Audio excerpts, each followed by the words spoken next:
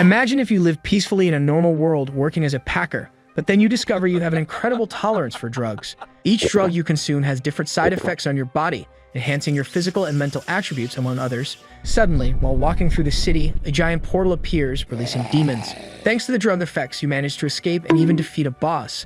But not everything is smooth or drug-fueled. A new enemy will emerge. What kind of substances will they use to save themselves next?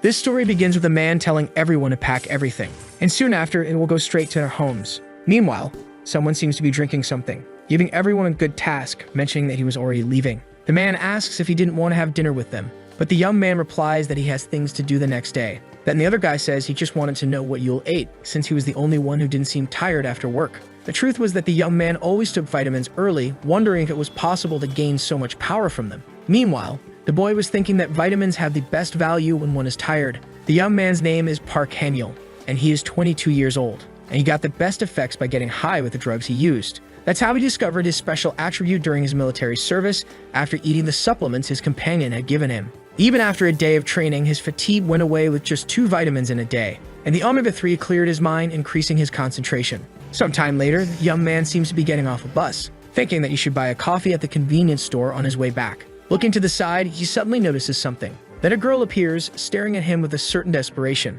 saying that this was the first time she was going to tell this to someone, and the protagonist, in his thoughts, assumes that the girl is confessing to him. Happy, the young man asks how he can help her. However, it wasn't what the boy was expecting, as the girl was just trying to deceive him, inviting him to a cult. As she walked away, the girl said she wasn't a bad person, and that her name was Han-yeol. Starting to run, the boy wishes her a good day, thinking that there were still people like that and that he was completely tired of cults and saints because of his own father. His father used to be a very stable person. However, one day he ended up saying that he had made a very important decision, deciding that he would make medicines to become a saint. After his father said those shocking words, he quit his job and moved to his parents' house in the countryside, and he consumed a mix of medications and other ingredients, but he was taken to the hospital countless times after having a stomach ache. Then one day he went into nature because nothing was working, leaving a ride, saying he would return with energy. However, that happened 20 years ago. That was when he, Park Han-yeol, was only 2 years old. While buying more vitamins, he thinks that it was a long time ago, and his mother went through hardships since his father had disappeared so long ago. Moreover, his father could have taken supplements like him instead of weird medications. As he leaves the store, he suddenly notices something strange, and a gigantic circle appears in the middle of the sky. Everyone around had no idea what it was. The protagonist, on his part, thinks that when he entered, he didn't see anything like that. But he didn't think it was some kind of art, assuming it could be a type of spaceship. At that moment, the ground begins to tremble. Several people around start panicking, and Park calmly observes the situation. As the ground splits, a hand starts to emerge from the crack, and a horrifying monster begins to rise. Standing before the protagonist, it seems to be a type of demon. At that moment, it starts advancing towards the boy. Desperate, he thinks he has to get out of that place. Then his heart seems to start beating faster, and a message warns that it will begin using the nutrients. The demon, about to attack the boy, hears that message, which again warns that energy has been provided. Thus, his senses and reflexes were enhanced. Then, in a matter of seconds, the boy manages to dodge the attack, feeling confused because that blow was very slow. Amidst the situation, he wonders what had happened, questioning whether by chance he had monstrous power like that all along, assuming that it could be because of those supplements. So for that reason, he could now flee easily. However, he notices that the other people around weren't as lucky, as they were being slaughtered by other demons, leaving Park irritated by what he was seeing. Starting to run, he thinks that in that state, he had a good chance of winning the battle. Soon after, he kicks the monster, which ends up flying out of the ground. At the same moment, both rush to grab the club, which successfully Park manages to grab, striking the demon on the head, thinking that it was much weaker than he had supposed. Soon after, several monsters charge at him. However, the protagonist defeats them one by one, and in a matter of seconds, he is already surrounded by bodies on the ground. Wondering what had happened, the boy then looks up, not believing what he was seeing, because a giant demon was standing before him, noticing his companions on the ground. Park thinks he should try to fight because maybe the demon could also be weaker. But in a matter of seconds, that monster was already attacking the young man. Then blood starts to gush. Meanwhile, several people were still fighting those demons. The man asks what would happen if the monsters went to that place, and the other says he's also scared, asking to close that door. At that moment, someone is thrown into that place, hitting the two who were inside the store. In front of them, a giant demon stood. Desperate, the young man begs not to be killed, begging for someone to save him. At that same moment, someone seems to be smoking a cigarette, and the system announces that the elixir has been consumed. In a matter of seconds, a protagonist charges at the demon, landing a kick on it, managing to throw the demon far away. And a very frantic pose of the protagonist appears. The system announces that adrenaline had surged in his body. Park, in turn, says they should start round 2, charging at the demon again, landing a punch on its face. Then he delivers a sequence of punches, but at that moment, the demon charges back. Even so, the protagonist manages to dodge, saying it seemed like he was still full of energy, landing another punch on its face, telling it to taste that, smashing the demon's face into the asphalt, successfully managing to defeat that demon, saying that it seemed like the cigarettes also had an effect on his body and hoped his mother was okay. However, at that same moment, the demon rises again, and as a consequence, it grabs Park's head, punching it and throwing him to the ground. But just barely, Park manages to hold its hand, delivering a punch to its stomach, which now finally and successfully knocks out the demon, mentioning that he was very tired and couldn't even move. However, he notices something else as the other people weren't able to escape from those demons. Quickly trying to get up, he finds he has no energy left, wondering where those demons were coming from and why they were attacking normal people, begging them to stop. Soon after, a demon grabs a man, and the protagonist was just standing there watching the situation. Then the demon was about to finish off that poor man. However, a person was in the air. Grabbing a piece of paper, they seem to cast a spell, managing to defeat several demons. Park, surprised, realizes they managed to defeat all the demons at once, wondering who that man was and if he was really a person. Then the girl says the protagonist did very well, asking how he managed to kill a demon like that without any training, asking who he might be. Meanwhile, the protagonist watches without any reaction. The girl says she needs to see how much potential he has, asking him to extend his hand. However, Park was still confused by all of this, but the girl seems to cast a spell that pulls his hand, which she then begins to analyze, not believing what she was seeing before her, thinking that it wasn't celestial or earthly. But still, it wasn't human, which could be explained as an irregular being. Although it's sad that this child was chosen, she couldn't allow someone to become a disaster that is left alive. Starting to use magic, she thinks she needed to get rid of him now. Then the boy thanks her for her help, saying that if she hadn't helped, something bad would have definitely happened. And for that reason, he didn't know how to thank that woman. Observing what the boy had said, she falls silent, thinking that it was a pity that his manners and his pure energy were a waste, throwing a pill into the boy's mouth, which as a result he ends up swallowing. Realizing it was very bitter, he questions what the woman had given him. And at that moment, the young man falls to the ground, and the woman replies that it was a medicine used to seal the center of his energy. Although it's not used to seal demons that can't be controlled, this was the only way to save his life, because one day his irregular powers will ruin his life and the world around him. Even though the boy might suffer, it was for a greater good, asking the boy not to hate her, and if fate allows, they will meet again. Soon after, that girl, without even saying her name, walks away, and the protagonist ends up falling to the ground, wondering what he had done for that woman to give him that medicine and what she meant by that word irregular, and if it had anything to do with his special attribute.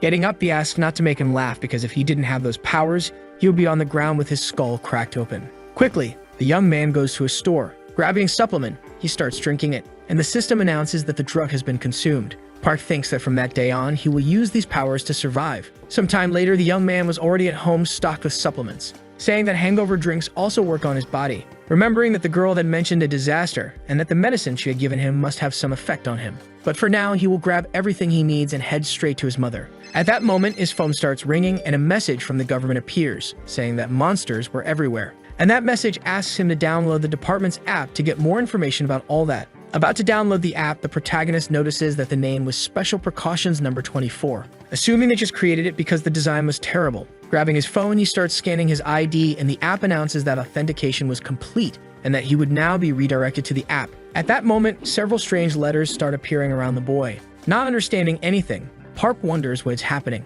The system announces that they confirmed he had a spiritual physique, and for that reason, they would begin analyzing his body. Park thinks that it was similar to what the woman had said, and that it could be something related to the irregularity that might appear again. Soon after, the boy seems to feel some kind of pain, wondering why this had to happen now, because the effects of that medicine were probably already kicking in. Then at that moment, the boy begins drinking his supplements again, thinking that now he felt much better. However, that message was still analyzing his physique, and soon after, it announces that Park's analysis results had been concluded. There was a blue void material, and its color represented trees. The chance of obtaining water from that material was extremely rare, and its name was bluish fuel. They called it that because it worked like a condensed elixir and held the energy of the entire Earth. Meanwhile, Park was still waiting for the system's response. The energy of the blue matter was an ingredient in the medicine the protagonist had taken, And since the effects of the hangover drink cured the poisonous effect of the medicine, only the energy of the blue matter had remained in his body. Thus, something very interesting ended up happening to Park's body. The protagonist, desperate, realizes that his body was very hot, so he thought it would be better to wait for his fever to go down. However, the boy felt very restless, still wondering if there was some way to feel more comfortable. Then right after, he seems to have an idea. Supposing that the best way would be meditating, mentioning that this wasn't one of the positions practiced by those people in martial arts movies. Besides, that position was very comfortable, so he will stay like that until his fever goes down. Park says he should have a regular physique, complaining about his mundane body. Then the system announces that the results show the protagonist had a mundane body full of tree energy. The boy thinks she gave him a medicine because he was considered irregular, wondering what that meant with the tree energies. Moreover, it seemed that the effects of the poison had disappeared, wondering if the effects of the ingredients changed while he was being analyzed. Even so, it was a relief as he could have been killed if the analysis showed he was irregular. However, a different colored system appears, and from it, a man emerges, greeting all the citizens of Korea, saying he wanted to mention that everything he was going to say from now on was completely true. 10,000 years ago, the world was a much more spectacular place than it is now, because those beings we call monsters roamed the earth, while other beings from other worlds crossed galaxies to reach Earth. At that time, humans were killed and discarded. Amidst that chaos, a few chosen ones were granted spiritual physiques, a special power they didn't possess before. This acquired power gave humans a life expectancy comparable to that of monsters. Thus, it signaled the beginning of a world where anyone could wield great powers. Then later, these people were named monks, and in order to close the gates to heaven, they ended up sacrificing their lives for a greater good, making it so that humans could thrive on Earth for eternity. These people were remembered as myths and legends, and their stories were passed down through generations. Thus, they continued protecting the gates as humanity progressed. Or at least that was how it went until a few hours ago. All the chosen monks will be patrolling their designated areas to protect the safety of all humanity. And also, these people have been tested for their abilities, which gives them the right to enforce the law when necessary. Meanwhile, Park was still analyzing that system, wondering if this is what it meant by finding suitable skills for his aptitudes. At that moment, several other screens begin to appear in his vision, wondering if everything around him was skills. Realizing that it was indeed the case, because those are all the parts where he could feel the heat emanating. Additionally, in that image, the protagonist was in the same position. After training systematically for a certain period of time, he could emanate heat from at least one of these 3 places. And once those 3 places start to heat up, he should begin the training of the ground path. Until yesterday, he didn't believe in religion or anything like that, but now he was practicing the sacred breathing technique. Right after, the boy seems to start meditating, surprised because it was much easier than he had thought. Assuming that even if he had a spiritual body, it takes time to feel the energy gathering in the 3 cores. That could take months or even years for some, as it depended more on their talent. With enough training, one can reach a state of emptiness and unconsciousness even of one's surroundings. Thus, Park took his first step toward becoming a monk. When he opens his eyes, he ends up confused because several plants were surrounding his body, wondering what all that was and how long he had been in that position.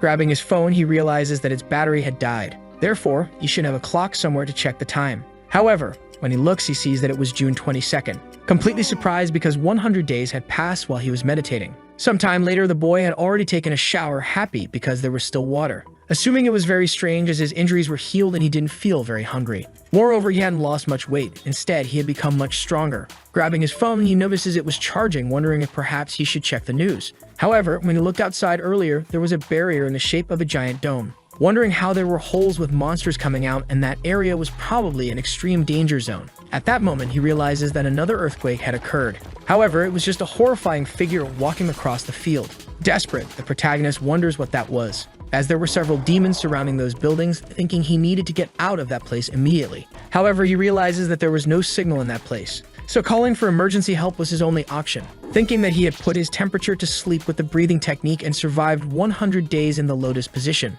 Right after, a system appears welcoming Park, mentioning that he wasn't connected to a network and that some features require a connection. Looking at the system, the boy wonders if there was nothing in that place he could use. Additionally, the only thing that opened was his profile with his information, and also a strange thing called that had 2 available charm copies. The system announces that there were 3 usable charms, and depending on the user's nickname and ranking, higher level charms are given. And the first one was called Soft Steps, a special 9th rank magic. The boy thinks it was very easy, wondering if that was all he had to do. But still, he didn't feel any change in his body. At that moment, when he tries to take just a small step, he ends up hitting his face against the wall, saying that the special magic contracted was indeed real. Wondering what the other abilities were. Then it is revealed that he had one of the abilities that would allow him to carry more weight, and the other was able to create a tornado of light. Park, surprised, wonders if perhaps he should use that on the roof. However, the problem was that the monsters could see the light and come after him. Moreover, he had copied the breathing technique last time, wondering if he should take a closer look.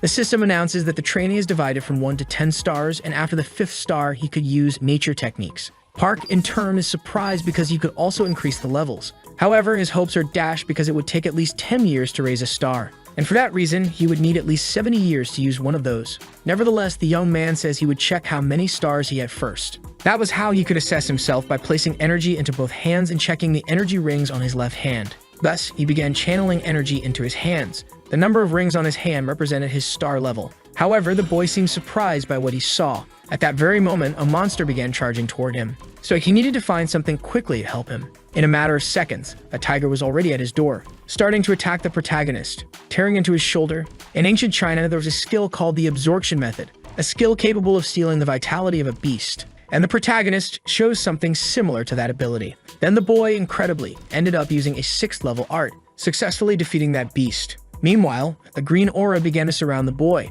saying that he only survived because he found a very useful ability. But at that same moment, he collapsed to the ground. The system announced that a muscle had formed and his blood was stable, and the production of red blood cells had drastically increased. Then a green glow began to emanate from the protagonist's eye. Looking at his hand, Park wondered what was happening, why he could feel an enormous amount of energy flowing throughout his entire body, supposing that it was because his nutrients were replenished when he absorbed the energy from that monster. Even so, it was great, as this much should be enough to hold up after using the light tornado. Looking to the side, he noticed that some plants were sprouting from the monster's body, saying that definitely wasn't there before, and so he should pick them up as they might be useful. While walking, he realized he could only use 1 sprout at a time, and if he had time to absorb the energy from monsters before finishing them, he could do something much better. However, he thought it was better to avoid too many problems, as he needed to hold on until the rescue team arrived. Observing the light tornado ability, he thought he would need to use it at some point. At that moment, another monster appeared, charging toward the boy once again.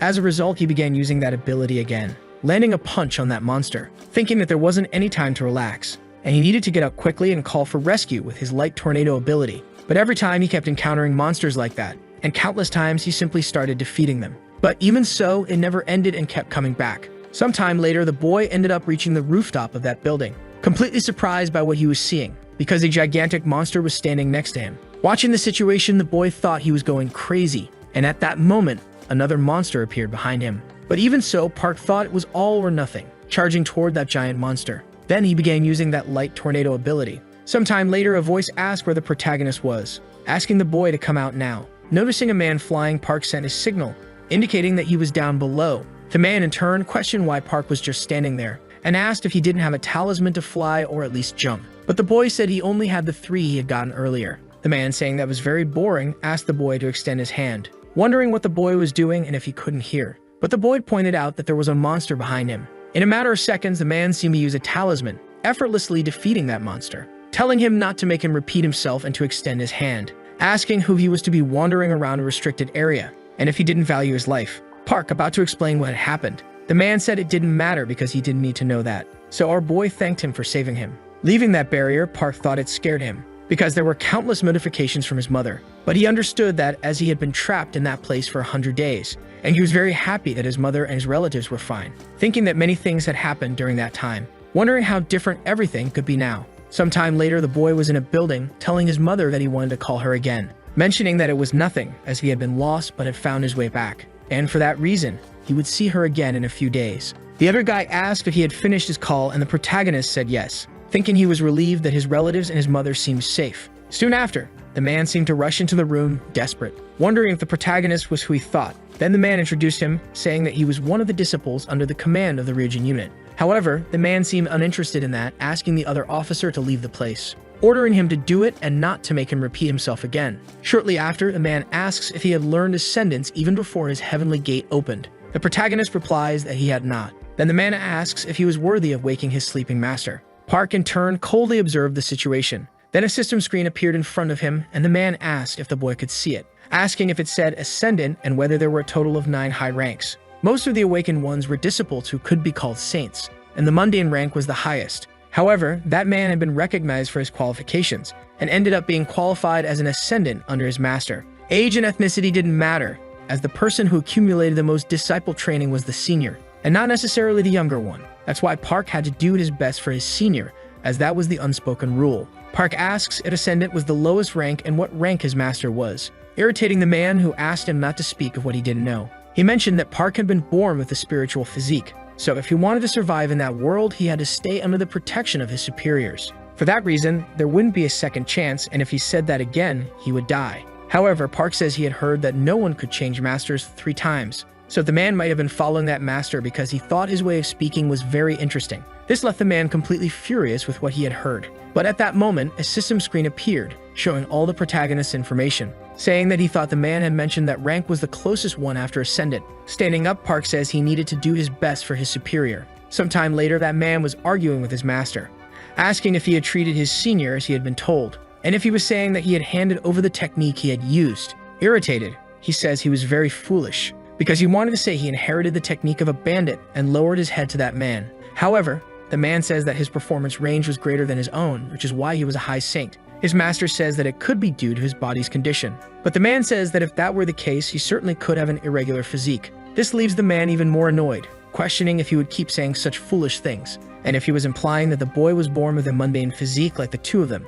The man asks if that means his training is more accelerated. However, the master didn't even know that, because even originally it was difficult to see a human climb toward nature. Humans once came out of the water and then returned to the land. They mastered fire to fend off the cold and melted iron to refine it. Although there are great similarities between living things, their relationships are quite incompatible. The master says that the report to help her is likely because it was an extremely rare case. And if he understood, he shouldn't mention anything about the construction method, because they would deliver a drug to be careful with when his breathing stabilizes. Observing the situation, his master thinks it is very fascinating, thinking that the star wind only exists for those inclined toward nature, wondering how he had never heard of such a thing. Meanwhile, Park was at home working on his computer, thinking that, according to the government's announcement, there wasn't a single person who had an irregular physique. In all nations, the few people who had an irregular physique in spiritual and physical tests were isolated. However, our protagonist hadn't been caught yet. The irregular physique was spiritual and broadly divided into 3 types, which were the celestial, mundane, and human physiques.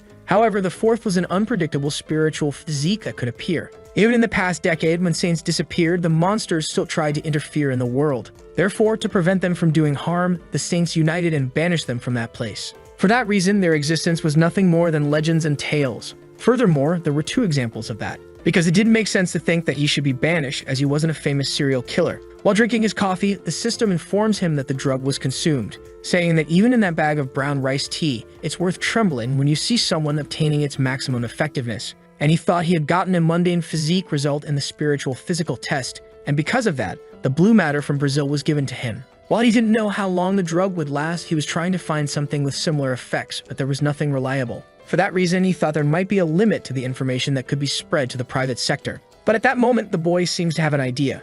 He searches the word drugs in his search bar, finding some information similar to what he was looking for. Observing the seeds, he wonders what they were, wondering if those seeds were the ones he had seen before. While holding the seeds, Park Haniel remembers that he had obtained them when he fought with a beast and thought they were more common than he had initially believed. Upon researching online, he sees that there were no images about the germination of those seeds. Then he makes an anonymous post asking if anyone had seen those seeds before. Those seeds were purgatory herbs, a herb that grows naturally near the river Styx and, if eaten raw, would make a person sick. However, the conditions for germination were restrictive, making it extremely difficult to obtain germinated seeds. But the protagonist thinks that the ones he had were already germinated, so he decides to experiment with the ungerminated ones, deciding to use the solar wind breathing technique on the seeds, which in turn start growing in the boy's hands. A man enters the room shouting. However, the young man was no longer there. The man wonders if he had escaped. He then searches the room to see if the protagonist had stolen anything. Opening the refrigerator, he discovers that the boy had taken one of his peaches. Elsewhere, Park continues experimenting with the seeds. Soon after, a small tree grows. Park Haniel says that he had only breathed for 2 hours and it had already grown a lot, admiring his accomplishment, thinking that through breathing, energy is exchanged with everything around him. As expected, the solar wind technique had the power to make plants grow, and if he continued cultivating herbs using that, he wouldn't have any problems living as an irregular. Then the boy consumes the sprout of the purgatory herb. While breathing, the young man thinks about how the heat was spreading similarly to the blue matter. However, the red aura disappears, and the protagonist wonders if he had done something wrong, trying again. But the aura disappears as well. Park Haniel says he thought it was working and wonders why part of it remained in his lower abdomen. He is confused, wondering if it was because the blue matter from the void was a higher quality drug. While chewing the sprout, he decides to try again. The red aura returns, but this time the heat was different. He then remembers what the internet posts said about yin energy. The purgatory herb had a yin nature, while the blue matter from the void had a yang nature. Park Han-yeol then wonders if this meant he needed to learn an energy absorption technique for yin energy. But if he encountered mixed energies, his life could be in danger as before. In any case, he thinks that it's a relief because despite the low efficacy, the power could increase. Then the young man uproots the small tree, but a noise ends up startling him. It's just a message on his phone. Upon reading the message, it says that the Majesty's son had died and warns everyone to be careful of the rain, asking all residents to evacuate immediately. People panic, wondering why they weren't warned sooner. Then, a heavy rain begins, and worms appear in the streets. People say it would be less dangerous if they didn't touch them. The protagonist notices that there was a protective barrier around the building and feels relieved for having followed those people there. Outside the building, someone screams for help. A huge monstrous bird stands before a woman, and the protagonist is shocked by what he's seeing. The bird uses its claws to lift the woman, throwing her into its nest full of worms. The monster then observes the people inside the barrier. A frightened man says that if he had been late, it would have been him in that situation. Then Park Han-yeol activates his abilities, thinking that letting a healthy person die made no sense. So he steps out of the barrier to face the creature. He lands a blow on the bird's head. It falls easily to the ground. The protagonist thinks that he didn't remember being that strong, and wonders if it was because of the purgatory herbs he had consumed earlier. But he realizes that the intense rain was the tears of the Dragon King, and the boy had consumed them. The water made the trees grow more and become stronger, because it activates and amplifies his energy from the element of nature. Now the boy could do anything. Therefore, he decides to use artifact refinement on his tree, which now became a demon slayer. Then the bird rises again, furious, and charges toward the young man. However, he defends himself, thinking that if he let his guard down, he would be pushed back and didn't have much time left before hitting the protective barrier. So he needed to hold on. Soon after, the creature opens a gap, and the boy takes advantage and attacks the monster. Realizing that the attack hadn't even scratched it, he wonders if it was because of the demon-slaying blade. The bird gets up again, its eyes fixed on the blade. However, it decides to attack the woman on the ground, but the boy saves her. The woman thanks him, and he replies that it was still too early for her to feel relieved. The bird becomes enraged upon seeing them trying to escape. It strikes them. The woman manages to return inside the barrier, but Park Han-yeol wasn't as lucky and crashed into a wall. However, the boy stands up, relieved as he had no fractures thanks to the layers, although the effect had worn off. The monster flies to attack the protagonist again. He smiles, thinking that a bird that big flying was a total farce. Then he realizes he couldn't run to the shelter anymore because the drug's effect was wearing off and he was already weakening. He wonders if he should plant sprouts. However, it would be difficult to use that against the monster. But since it was a gamble with slim chances of victory, he could use his trump card. The demon-slaying blade has the characteristics of both a plant and a sword, growing its roots into the ground. It takes time to exchange energy and strengthen it enough. But while the dragon's tears were falling, it was possible to increase the sword's power by using a technique that absorbs the rain and stores the energy of the subdued demon. Now the boy's sword was charged with lightning. Then Park Han-yeol charges toward the monster, landing a blow on the beast. Soon after, the monster's head gets stuck in a building. The protagonist takes the opportunity and cuts off its head. The people watching couldn't believe the boy had killed that thing. If someone had been killed by that bird, the authorities wouldn't have paid much attention. But that young man didn't hesitate to save someone in danger. They compared him to a superhero. People started recording videos of the boy. However, the protagonist is suddenly attacked. A man appears, asking if he knew what he had just done, because he had killed the bird that Miss Yua cherished, and burning someone like him wouldn't be enough punishment. The video of the protagonist being attacked begins to go viral, and criticism starts to emerge. A woman asks if her child had died, and if that man had burned the insolent one who killed her messenger. Her assistant responds that for now the boy had been detained. Yua says it seemed like everyone despised her, as they were only keeping that impertinent boy in custody. She becomes furious, ordering that all humans be told that if they didn't want to suffer her wrath, they should set an example and kill the boy. But her assistant responds that there was a report indicating that the protagonist's actions had become a trending topic. Therefore, the woman should be kind to the boy, as there was a great level of dissatisfaction with the new leadership. Yua says the rules of that world weren't fun, and the government's rules were frightening. She was sure of her maid had some way to calm her down, and the maid in turn responds that she had prepared a tribute to ensure Miss Yua's reputation wouldn't be tarnished. Yua then says she will wait for it. Soon after, the rain begins to stop, and the woman says the Dragon King had relieved his sorrow. It was just an illusion that transcendent beings were free from desire. Miss Yua grabs a package and thinks that the important thing was that she managed to obtain it. It was a piece of trunk. That fruit is called the treasure of fantasy even by the gods, and its flowers only bloom once every 3,000 years. It's a mystical tree that only grows in the orchard of the Queen Mother of the West, the peaches of the Tree of Immortality. Yua mentions that when the Queen Mother sacrificed herself to close the gates of heaven, the orchard disappeared. And if she could obtain a sprout from that bark, her name would replace that of the Queen Mother of the West. Park Han-yeol is walking down the street, remembering that a man had told him he had made all the deities look like bad people, and that from now on he shouldn't do anything that made him stand out. Then the protagonist looks at his hand, thinking that even though his sword had been confiscated, he was happy to have obtained that. That night, the boy had found a block of wood in the bird's body, and he wondered why that piece of wood had been stuck to the ankle of that monster. However, he realized that the trunk was alive. Soon after, that man appeared, and the protagonist managed to get a sprout before being attacked. So he wondered if he should try to cultivate it. A year later, a news report says that the government has taken various measures to purify the water. A man complains about the smell. He says the water problem is because of a monster, and that the government should deal with it first.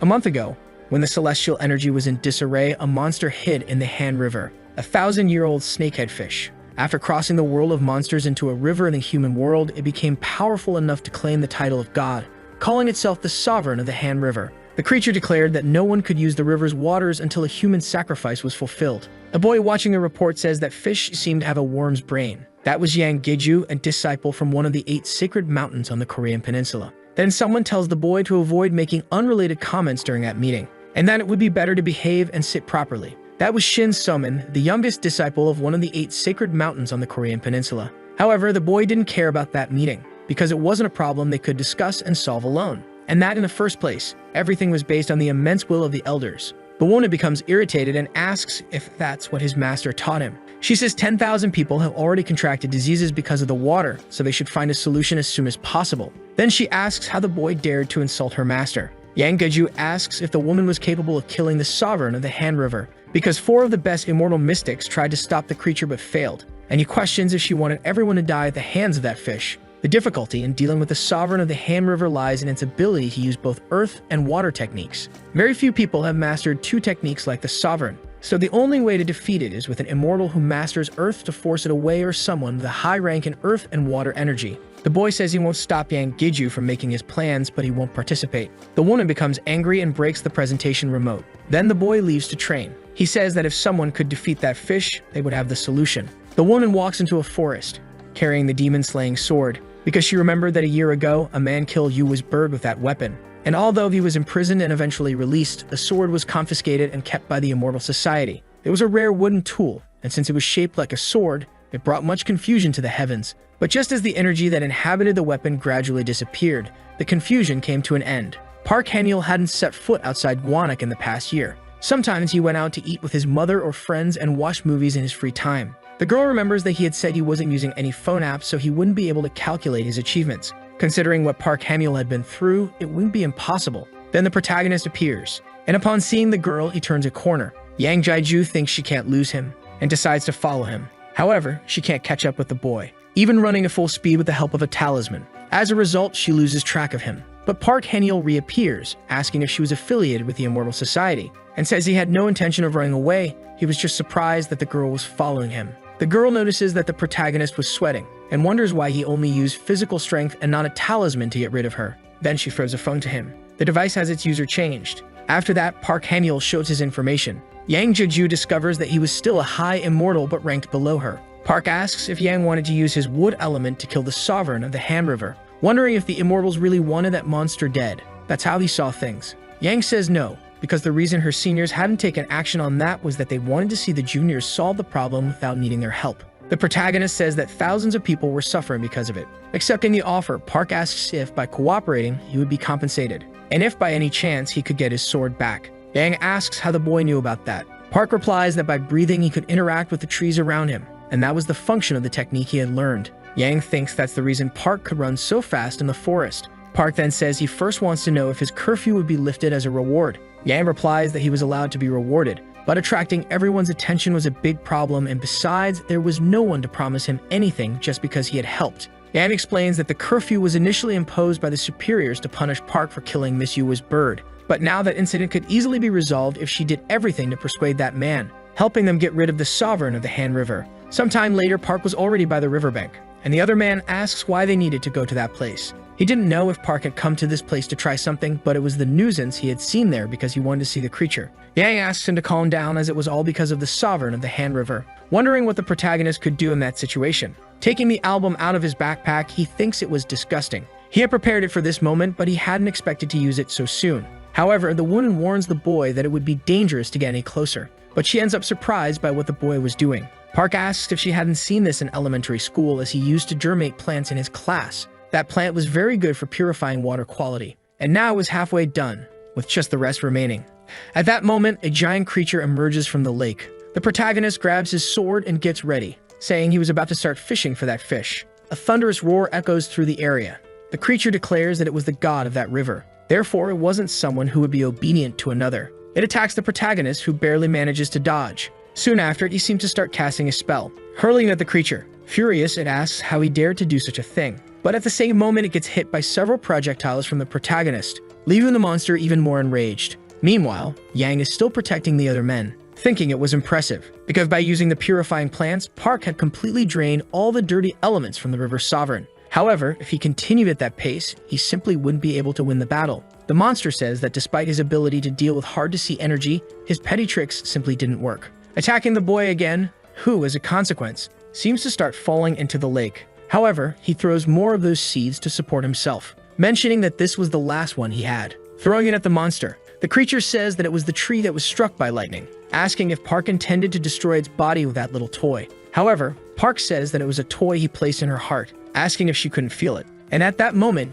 he starts diving again, saying they would see each other again, beginning to cast a spell. He says it was a thunderbolt and lightning dart he made himself. Therefore, he couldn't just let the creature leave. He starts electrocuting the entire area, successfully hitting the creature, and a huge explosion engulfs the area, successfully defeating the creature. The protagonist says that now the air was much fresher. Standing on top of the serpent, he says he had committed a bad act again, attracting attention once more, and didn't think it would end well this time. The reason the mortals had neglected the Han sovereign was really for the sake of trials and growth. So all of this was for their disciples, not for normal people. Looking around, it seems he found what he was looking for, thinking it was smaller than expected. The inner core of water-based creatures, the reinforced crystals, were rebuilt in the hope of becoming a dragon. For that reason, he decides to take it as a reward for his mission. However, a man suddenly insults the protagonist, asking what he was doing. They quickly use magic to restrain him, asking if the boy knew what he had done. That man was the celestial king called Nakusha. The girl watching from above seems to recognize the man who was restraining the protagonist, remembering the words of that other man to just act like everything was fine until those ungrateful immortals found themselves in trouble and started complaining,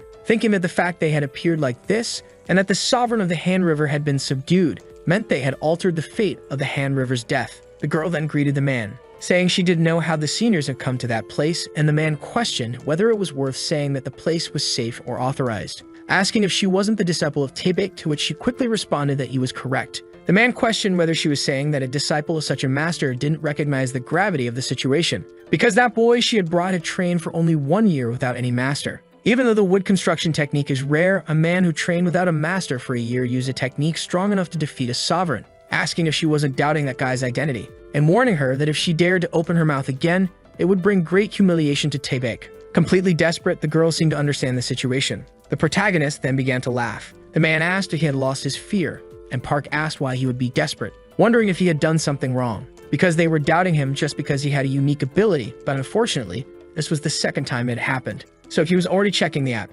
However, it was only 3 minutes after the fish had died that they all appeared. Everyone around seemed confused by what the boy had said. Park said they should have been watching that fish closely, and judging by how they appeared right after its death, asking if they thought that if they had killed that fish, it would be well regarded by the public. And since they ruined everything they could have used to grow, they came running to that place in desperation. The boy, now completely irritated, told them to stop. Soon after, an explosion happened, claiming that it was the protagonist who caused it. However, he ended up surprised, because his attack had no effect. Park said he always aimed for the stomach, just like before, and then he pointed a sword at the man, who became completely enraged, asking if Park knew what it meant to point a sword at him, and if he had any last words before he died. However, to Park it wasn't as if he would die, because the man wouldn't be able to kill him. About to attack the protagonist, the man said that his arrogance reached the heavens, unleashing an attack on the protagonist. Then, a massive explosion occurred, and the man seemed surprised, because someone else had arrived to interrupt the fight, saying that the watchman should guard the garden, questioning what he wanted in that place.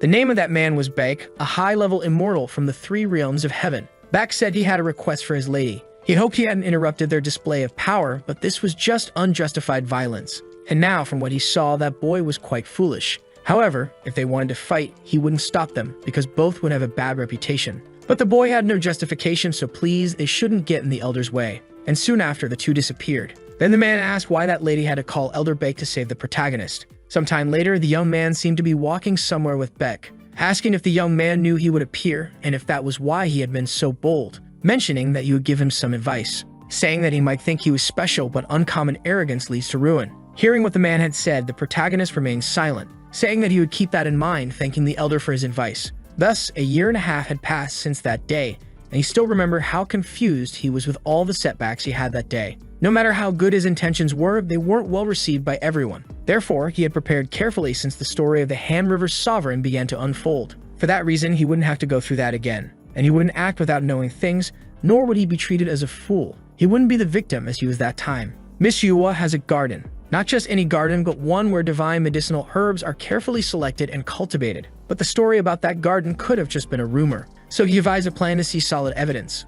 A plan to attract the attention of the lady who had the garden. That's why now he was prepared, standing in front of her. Yuwa asks if he had mentioned his name was Park, and then questions if the young man knew what those were. The boy responds that they were seeds of the purgatory grass. The woman says that such a precious thing had been discovered by mortals repressing it on the black market. She had investigated the seller to punish him severely. Sensing the gravity of the situation, the protagonist kneels, admitting that he had sinned gravely. He explains that he had no choice, as his living conditions were very poor. However, the woman asks him to lift his head, saying that it was all fine now as he had paid for his sins. But she only showed mercy so the punishment would be balanced, because the price for killing her bird wasn't light. Yet, she would show mercy once again. She then asked why he didn't work in her garden, because she personally had a garden that cultivated grasses and herbs. And if the boy was capable of cultivating purgatory grass, he certainly had enough skill to cultivate common aquatic plants that had purified the poison of the sovereign of the Han River. Park thanks her, saying she thought so highly of him. But the reason behind his plant cultivation was all due to the technique he had learned. But Yuwa says that using that technique, it should take only a day or two for common plants to start bearing fruit. However, Park replies that the purgatory grass hadn't grown more than a sprout, and no matter how much time or effort he dedicated to it, it wouldn't grow any further. The woman then asks if he's saying he lacks dexterity, and the protagonist admits that this is true. The woman then comments that he had more courage than appeared, and couldn't believe what he was negotiating with her. She mentions that she would support him with some divine medicinal herbs from her garden for proper tools. In addition, she would accompany him to help him become enlightened. For that reason, she would assign another young man to assist him. Kneeling again, the protagonist thanks her for her mercy. However, this had always been part of his plan. Giving a signal to the other girl, Yuwa asks if she had been in that place all along. The girl quickly approaches her master. The one asks what her verdict is, and the girl mentions that Park seemed very suspicious. Because he was being so cordial, it looked as if he were plotting something. Moreover, she had heard that he was the one who killed her bird, and even defeated the sovereign of the Han River. The boy wasn't experienced, but for him to achieve so much could only mean he was either a genius or truly an idiot. The girl asks if her master knew he had been scheming from the start, but still accepted him. That was why her master had asked her to keep an eye on him. However, the woman tells her not to worry so much, as she would let him manage the 6th garden first. And even if he had bad intentions, he wouldn't be able to obtain even a single seed from her garden. And if the boy turned out to be useless, they could turn him into fertilizer for her garden. The girl thinks they had decided to work together because of the Peninsula Peach, but Yuwa was a lady she couldn't quite like. Even so, she hoped the protagonist would be more useful. Meanwhile, Park is walking down the street, thinking that the power of the immortal hidden in that place was over 300, and Yuwa's power exceeded 400. Park had reached 10 stars in the Star Wind technique over the past year, so he could roughly gauge others' power, but he didn't fully trust those numbers. The Celestial King and that temperamental man were above 600. Additionally, Beck had a power level exceeding 400. The protagonist, on the other hand, had about 45. He thought about how he had learned all the Star Wind techniques during the past year, but they were only theoretical. For that reason, he still had much more work to do. Arriving at his destination, he thinks he's finally where he needed to be. And at that moment, he stumbles upon a glowing sacred tree. He says that today he brought something for the tree, and it was the sentimony from the sovereign of the Han River. Since he was giving one to the tree, he should also receive one in return. Sometime later, the young man seems to be meditating in front of the tree, when suddenly he wakes up, surprised because the smell of those peaches was so good. He managed to improve his attack power just by sitting in front of it. The breathing peach had been training its form for the past year, but it was only in this last week that the flowers of this tree had bloomed and bore several fruits. Even so, they were still quite small. However, as they had grown and matured, at least now he could eat a bit. Right after, a voice tells the boy not to be so hasty. Looking to the side, Park seems surprised. A small bear had started talking to him. Park, in turn, asked if he could know who he was. The bear then says that the elder had named him Guanaki. So Park asks if he was the mountain god known as Guanaskin, thinking that after the gates of heaven opened, the deities began to reveal their existence. And this one, in particular, had been quite unlucky. Hundreds of years ago, when the capital was moved to Hangwang, the land officials believed that the fire energy from Mount Guanaskin effectively affected Hinawan. By adding water energy using the mythical statue of the unicorn lion, along with the excavation of the Blue Lagoon, among other things, they constantly awakened the energy of Mount Guanaskin. That's why this bear was only half his height. Park mentions that he had been training in that place for over a year, so he thought he would have already met him. However, he had only encountered him at that moment. The bear explains that it was because he didn't see any reason to interfere with a devotee who was training. Park wonders if the bear's goal might be the peach, but since the tree had distorted the area, he couldn't enter the barrier. He asked the bear to wait a bit because he just had to eat something. However, the bear again asks him not to do that, asking if he hadn't heard what he just said, because it would be very reckless. The tree's energy is centered in the fruit, and if he took it now, the tree's protection wouldn't work at all, asking what the boy would do if the people who were watching the tree took it. Park asks if the bear was going to steal the tree, and the bear asks if he looked like a thief. But it wasn't just him. Sooner or later, some people would notice the existence of that place. And right now, there's someone at the end of the hill waiting for the protagonist. Looking up, Park notices the giant barrier, supposing that it was a tremendous Yi energy. Pointing his finger upward, the bear says he had warned him before, and if they were attacking the barrier so much, it could mean they were determined to get him there. Or perhaps they were after the peach from the tree of immortality that was growing. Park says that maybe it's the peach mentioned in the journey to the west, the one the Monkey King eats, but the bear tells him to forget about that. The important thing is that one of the top Taoists was after him, someone using fire techniques. With his training, the boy was able to traverse forms of the tree. A mere human body cannot digest the effects of the peach of immortality. However, the bear was different, and that's why he should give the fruit to him.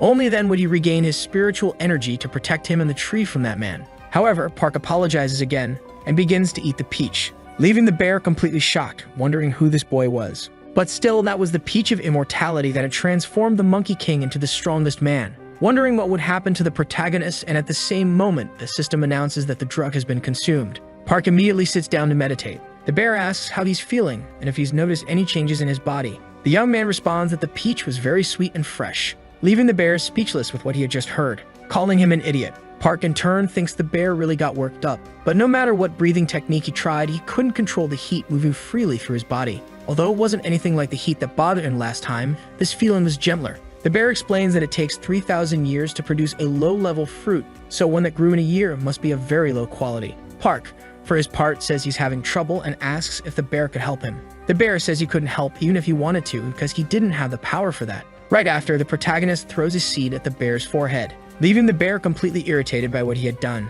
However, the bear then realizes what was thrown at him, asking if that wasn't a purgatory seed, and if he was giving him something as precious as that. The protagonist then gently hands him several of those seeds, mentioning that at the moment, that's all he had, asking if the bear would be able to recover with all of that, to which the bear quickly responds that it would be easy. Park, in turn, asks what he could do now. Then the bear replies that from now on, he could start selling caves. Park was left completely shocked by what he had heard. The bear told him that with just those 3 purgatory grass sprouts, it wouldn't be enough to restore his power. The protagonist asked if there was anything else he could do, and the bear asked if he had anything else up his sleeve besides that. Park then mentioned he could check something, accessing the system, and said it had that function. Observing it, the bear noted it was the map of that area. Meanwhile, Park realized he'd have to deal with the person approaching. The bear asked if Park was thinking of fighting, and the protagonist confirmed it, saying that if he just left things as they were, his tree could be taken away. The bear thought it was obvious that Park would lose with his current power and wondered what the boy could be thinking, seeing how calm he was. In that moment, the young man started running toward the approaching figure. The man thought he had finally found the protagonist. Soon after, Park was standing in front of him. Sensing the energy, the man asked if Park was a disciple of the Celestial King and whether his master had ordered him to take Park back. Quickly, the young man replied that he was correct and added that they had even given him an item, the 9-tailed fox fan. The bear exclaimed that the 9-tailed fox fan had only been seen once 300 years ago. He couldn't believe that such a treasure was created from the tail of the fox, as it was extremely rare. Being a treasure, the tail remained intact, and the phantom energy it contained must be truly formidable. The man confirmed that the fan indeed belonged to the 9-tailed fox. Park, however, asked even if it were the Celestial King's fan, would he really cause an explosion in a place filled with people? The man then asked if Park couldn't feel the energy of the area, saying that no matter what skill he used or how much he screamed, no one would escape. The bear interjected, explaining that the man's unusual energy was due to the treasure he was using, which contained the power of 4 celestial beasts. The man, growing irritated, asked why the bear always interrupted him. However, Park didn't even know about that. Angry, the man said even that small creature was interfering, asking why the bear was always getting involved in his affairs. And instead of taking the life of the fish, he would take Park's life. Watching the situation unfold, Park thought that his power had momentarily reached close to 105 times stronger than his initial power with that sacred item. It felt like an item from a fantasy game purchased with money. So when shit arrived, he spread his energy across the mountain, lowering his abilities. Park didn't believe he was truly gathering energy. Realizing the situation, the protagonist started using one of his skills called wind distribution, thinking that he was gathering the energy he had distributed. In a matter of seconds, the man launched an attack at the protagonist, which Park simply shattered. The bear was left speechless by what he had witnessed, wondering if such martial arts techniques were even possible. Park asked if he had mentioned before that no matter what happened, nothing would leave that place. Because if someone was trying to brandish their weapon against another, they had to be prepared to face a counterattack. The man, shocked, asked how a bastard without proper teachings could dare challenge him.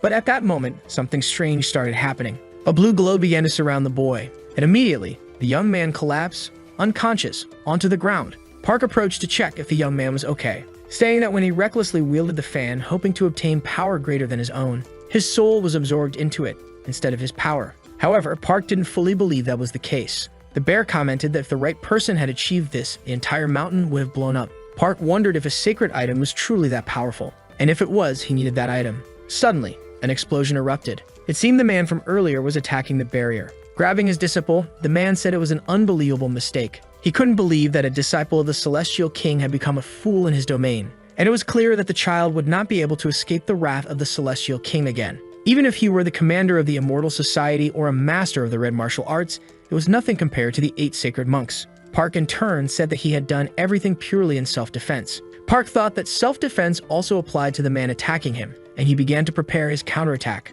Irritated, the elder said he should have burned Park a year ago. He couldn't understand why the Celestial King wanted a walking disaster like him. But now that it had come to this, he would burn Park completely, leaving only his bones behind. Yet the protagonist coldly observed the situation without any reaction. In a matter of seconds, Park began to run. The man continued to pursue him relentlessly, casting multiple spells at the boy. Feeling cornered, Park admitted he was at a disadvantage. He felt that his compatibility with the situation didn't seem favorable. Out of all the elements, fire was the least suited for him. The bear urged him to use the 9-tailed fox fan quickly. By just inserting energy into it and wielding it, the bear explained it should work no matter the element used. But then the elder cast a spell that struck the poor bear. Meanwhile, the protagonist pondered the bear's idea, wondering if his soul would be sucked in just like the other boys. Still, with no other option, he decided to try it anyway. He began casting a spell with the fan's ability. Irritated, the elder shouted, asking how Park dared to use the 9-tailed fox fan. But all the attacks ended up hitting the elder instead, leaving Park completely stunned by what he was witnessing.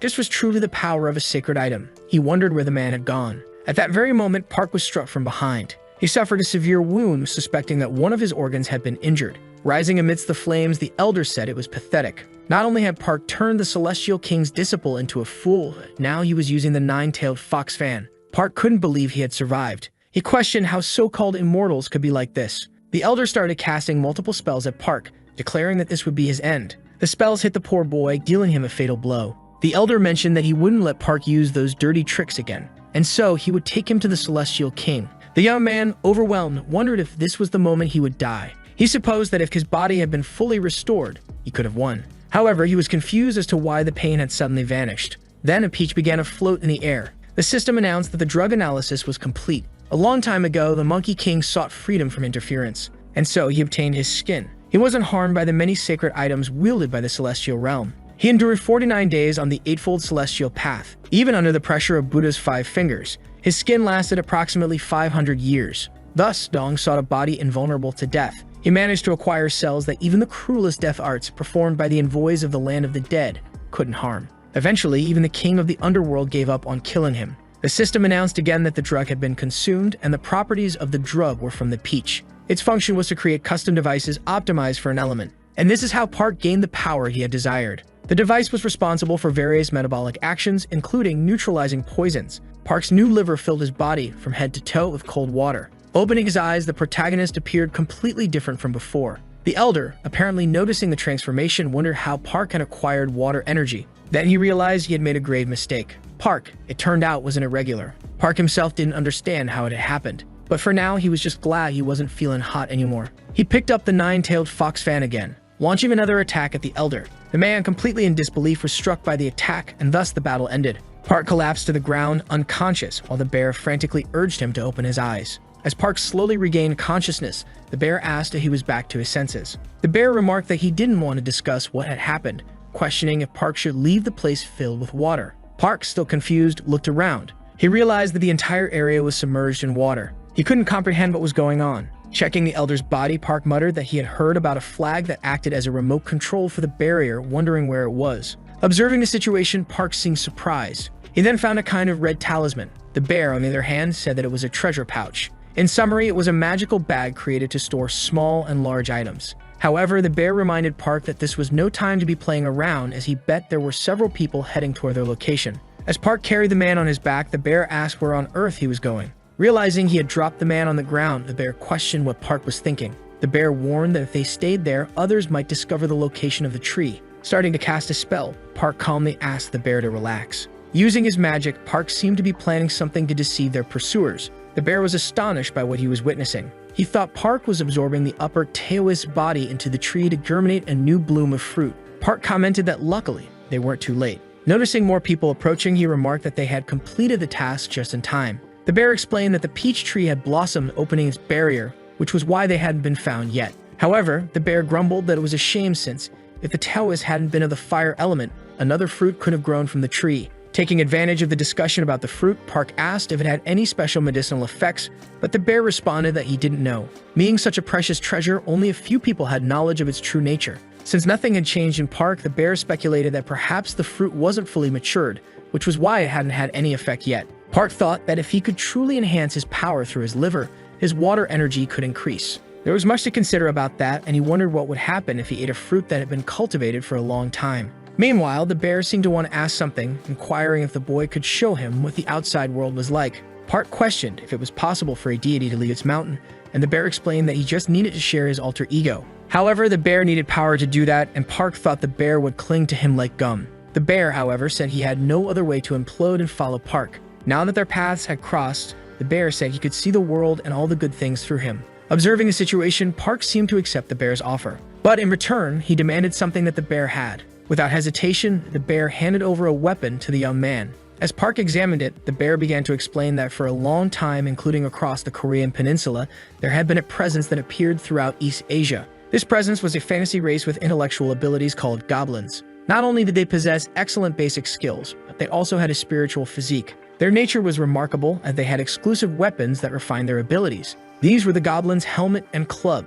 As Park continued examining the weapon, he asked if he could use it, as he thought the book said only the original owner could wield it. The bear confirmed this was true, but added that it was an important treasure that could be exchanged with a goblin for anything. The helmet and the club were not items that could be crafted twice. Losing either one meant the owner lost half of their power. Park remarked that if the bear still had it, it meant he didn't even know who the original owner was. From what the bear had said, Park thought it didn't sound bad. Accepting the club, Park said they would start traveling together, making the bear happy. Park then said that now they should focus on working for the Lady of the Garden. But before that, he would collect the special items from the unconscious people around. Meanwhile, with the upcoming Hibuji 22 summit scheduled for the 31st of that month, the government had made special plans to meet privately with the heads of high-ranking states. A man mentioned that he had heard the summit's reason was related to something called the Tower of Marbling. However, Park corrected the man, saying it was called Babel. The Tower of Babel was an unprecedented structure built by ancient humans to reach the heavens. Although it differed slightly from a myth of the past,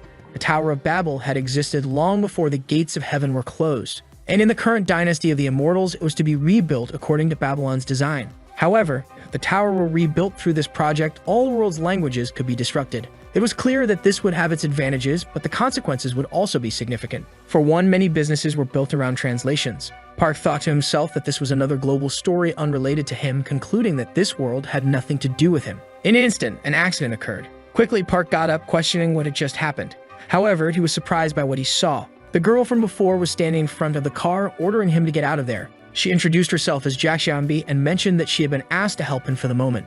However, if he involved her in any stupidity, he would regret it. The boy, in turn, promised he would be careful not to do that. Shortly after, the bear, now transformed into part of his phone case, muttered the name of the girl again, whispering that the protagonist was in for a rough time. Park asked if the bear knew the girl, and the bear replied that he knew her just a little. The bear then asked if Park wanted to know her weaknesses. He explained that the girl simply adored handsome men, leaving Park completely confused by what he had heard. A long time ago, on Jeju Island, Mondorian, the son of the deity called Mun, was famous for his beauty. Jaxiambi, however, was an ordinary girl. She encountered the man while he was bathing, and as a result, her spiritual physique awakened, despite the gates of heaven being closed. Returning to the present, Park couldn't believe that story. It seemed too impossible. The bear remarked that sometimes people awaken when their body and mind experience a great shock. These individuals were chosen and nurtured by deities in the human world. Since Jaxiambi had the same celestial physique as the Mun family, the other man had accepted her offer. Thus, Jaxiambi pursued that young man. However, it was clear that Mun did not recognize the girl, who was an immortal without a patron.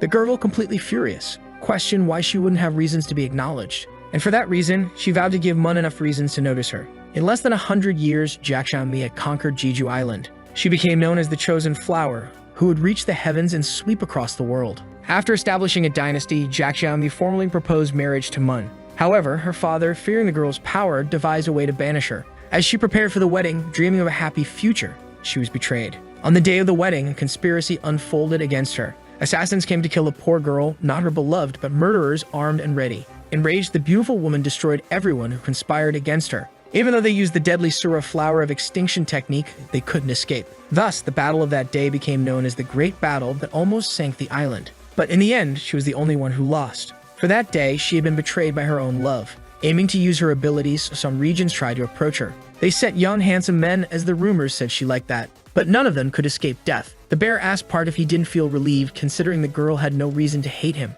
because after all, the protagonist wasn't exactly handsome. This irritated Park, who asked if the bear wanted to be sent back to the mountain. Shortly after, the girl asked what Park was doing. They had already arrived at their destination. Climbing the stairs, Park apologized for the earlier incident. The woman explained that there were 6 gardens in the castle, each numbered from 1 to 6. Among them, the only place Park could stay was the 6th garden. Park assumed the 6th was the worst of them and didn't expect to have access to precious medicinal herbs right away. But even so, he was shocked by what he saw. He couldn't believe there were 2 suns in that place. He questioned why such a place was so miserable. The woman explained that each gate had a different space-time, a different realm within that world. From now on, the protagonist would be the lord of that place, responsible for cultivating crops. Park asked who the previous leader of the place was, and the girl questioned if he really thought there had been one. The place had been closed since the death of the last lord 100 years ago. The young man thought that as the world changed and the number of mortals increased, the value of herbs rose due to the increased demand. The girl mentioned that just because Park was in that place didn't mean he wouldn't be well paid. When harvest time approached, he could make a lot of money, especially since there were no other gardeners. Shortly after, the girl bid him farewell. Park's phone suddenly started ringing, causing him to drop it on the ground. As a result, his phone's wallpaper became visible. In that moment, a flashback of what the bear had said earlier flooded Park's mind. He quickly muttered that he respected the girl. Sometime later, Park opened his eyes. Meanwhile, the bear was munching on something, remarking that Park had finally woken up. He noted that the boy had been out for nearly 2 hours. Park asked what had happened, and the bear replied that it was a clean hit. It was the first time he had seen someone perform such a move without using a technique. Even though the 6th garden was the worst among the others, only carefully selected seeds were cultivated there. The bear suggested Park should take advantage of that. Park reflected that the girl had said she would observe while the place was maintained until the next harvest. If he demonstrated some skill, he might be able to request the cultivation of more valuable plants. For example, the peaches he had eaten before, or perhaps something even more precious. He considered using the 6th garden to further strengthen himself. Therefore, he wouldn't let anyone touch it or harm his family in this world of untamed mortals. But to achieve that, he first needed to do something about the wasteland before him. Looking around, he realized the place was a complete mess. Reaching into his backpack, he found that his belongings were completely burned, but he already knew that, having overused them in his last battle. He mentioned that his sword had saved his life countless times, thanking it for all it had done. The bear observed Park, astonished by how sincerely he prayed. It was just a plant, but it could light up the sky without regret. At that moment, the sword transformed into a giant tree. Its roots began to envelop the entire area. The bear, shocked, wondered how such a thing was possible. He thought the burned spirit would take at least a month to restore itself, but it happened so quickly. Meanwhile, Park ordered the other trees to rise. Using his ability, he summoned wooden monsters. He instructed them to handle the agricultural tasks. The group started analyzing the trees. The bear remarked that it was incredible. Park had summoned the living spirits of the trees, something even high-ranked immortals struggled to do. However, Park said he needed to rest now, having used a lot of energy. While Park entered the house, he marveled at how much larger it was than he had imagined. He sat down to meditate, thinking he needed to regain energy using his breathing techniques. He soon became completely focused, but suddenly, he stood up. He was certain he felt a plant responding to his breathing. He supposed it might be under the floor, so he decided to use the remaining seeds to uncover whatever it was. He began digging into the ground, leaving the bear utterly surprised, asking what the boy was doing. In that moment, something appeared among the rubble. Suddenly, an explosion occurred. Park, shocked, analyzed what had been buried underground. He questioned what the red circle was. The bear explained that it was a blood barrier, and whoever made it must have held immense, uncommon resentment. Park thought the pulse had been coming from beneath it. He wanted to break the circle. He began attacking the barrier. Then, to his astonishment, he uncovered a secret chamber beneath the ground. The chamber belonged to Park, the Lord of the Sixth Garden, also known by his pseudonym. From then on, the next Lord of the Sixth Garden would tell of the atrocities committed by the Lady of the Castle. One day, on his way home after parting with a friend, he accidentally wandered into a shrine, and a guardian deity there had been possessed by a ghost. At the time, unable to do much, a kind scholar passing by helped him. The scholar successfully exorcised the ghost from him. After doing so, the man mentioned that Park would soon be fine. However, if a ghost had latched onto him, it meant his spiritual physique was awakening. That meant if he remained in the human world in this state, he would either be pursued by immortals or tormented by wandering spirits. But there was no need to worry, as the scholar knew of an immortal who could guide him. Following the scholar's advice, Park entered the pavilion of the Lady of the Castle. She said that if he cultivated his mortal sense and dedicated himself to practice, he could transcend. However, since he was born as a mortal, it would be like trying to grasp a star in the night sky. And without making progress, that boy did work everywhere. Eventually, his debt kept increasing. At that point, he thought there was nothing more he could do about it. But that wasn't the case. When he was nearing 30, he met a child like him who came from the human world with their own spiritual physique awakened. The circumstances that brought that child there were so shocking to him. However, it was in the same way that the man had come to that place. He realized that he truly had been possessed by a ghost, and not because he had stepped into the temple of a tutelary deity, but because a scholar had placed ghosts on him to awaken his spiritual physique. Thus, that boy had merely been a pawn on his chessboard. After realizing that, he understood that he couldn't live his whole life as a servant, so he bowed his head to anyone who had mastered the earth art and begged to be trained. However, even after gathering and learning all of that, his mortal body, which had no power, grew weak as he aged. And in that state, he was given a nickname. They called him Foxtail Grass. Whenever he bowed due to his hard work, they said he looked like the grass that grew everywhere. And so he received that pseudonym. When that happened, he truly thought about the end of his life as he felt utterly powerless. Then a miracle occurred. That lady rewarded him with gratitude for sacrificing so much. Thus, he was chosen to be the Lord of the Sixth Garden. There was no way he couldn't feel moved by that. He vowed never to forget the lady's grace and to fulfill his duties as the Lord of the Sixth Garden until the day he died. From that day forward, he dedicated himself to mastering the earth dragon art of the Sixth Garden. As a result, his power grew day by day, and he finally reached the point where he was on the verge of becoming an immortal mystic. However, even though he achieved so much, his body had grown even weaker. Only then did he understand the secret of the earth dragon art. Its effect was excellent, but it was being absorbed by the medicinal herbs of the Sixth Garden surrounding his body. Without realizing it, he had become a living fertilizer. He realized that his life wouldn't last much longer. Reading the book, Park was shocked, thinking that he had only seen such things on TV and that immortals were really capable of doing that. He said that, although he had assumed as much, he had nothing in common with what had been described. The bear said it was a common practice, as immortals used such acts as a way to maintain the immortal realm. Annoyed, Park wondered if that meant he could end up like that man. And if someone had the ability to break through the barrier that man had created with his blood, there was no doubt the person was capable and exceptional enough to burn down the cursed pavilion. For his juniors who were in the same situation as him, he should escape with the stolen treasure, risking his life to protect it. Park wondered if perhaps those things belonged to the people mentioned in that testament. As he looked through the contents, he realized they were mandrake seeds cultivated by people of color across the oceans. Picking up another object, Park asked what it was. The book didn't mention anything about it, and the bear responded that it was like a container where people in temples drew lots. Park was surprised, realizing that the beats he had been hearing weren't coming from the seed, but from that object. He wondered if he should use them to cultivate something. Suddenly, an explosion occurred. The object seemed to resist growing along with him. Picking up the object again, he asked what it was. He said it felt familiar, questioning whether it was a blade shaft. The bear then revealed that it was a sword. Meanwhile, the lady seemed to be analyzing something. She remarked that the man had indeed traveled to that place. Then a girl appeared. She said she knew it was rude but insisted they act first because it was an urgent matter. She mentioned that she had heard Yunwa had a treasure in her main palace. That's why she wanted it to be returned. The seven-branched sword was a very strange item, and it was valuable even in the place where the sword was made. That place originally was a country that couldn't establish itself. This was because among the three kingdoms, only Baksh didn't have enough power to support the creation of a nation. The city of Silla was the first to be created by a man who possessed an irregular physique, and the city of Goguryeo was created by a saint, the son of the previous lady, with the blessings of the ancestral spirits of the Korean peninsula. However, King Onju ended up raising that man through human power without any supernatural ability or past. He eventually awakened his mundane physique and belatedly acquired the gold element. Thus, he mastered a martial art, learning to manage his energy on his own, and though King Onju was human, he was a rare genius. That man was at his peak due to King Onju's abilities, but over time, due to the lack of skill in subsequent kings, Baksh eventually declined.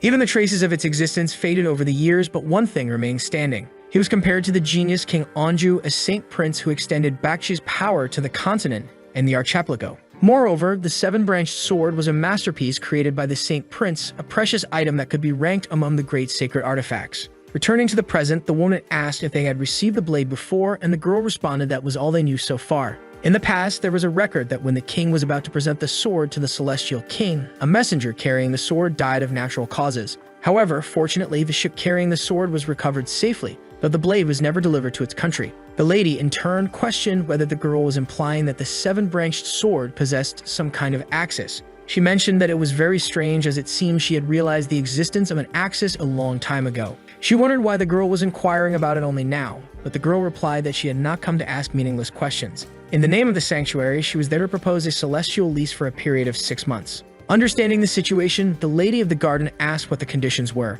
The other woman stated that they would wager the blade of the seven-branched sword in the middle of that battle. She requested that if they did not win, they would be allowed to take something from the lady's property. And if the axis of the seven-branched sword was found there, she promised not to take anything else.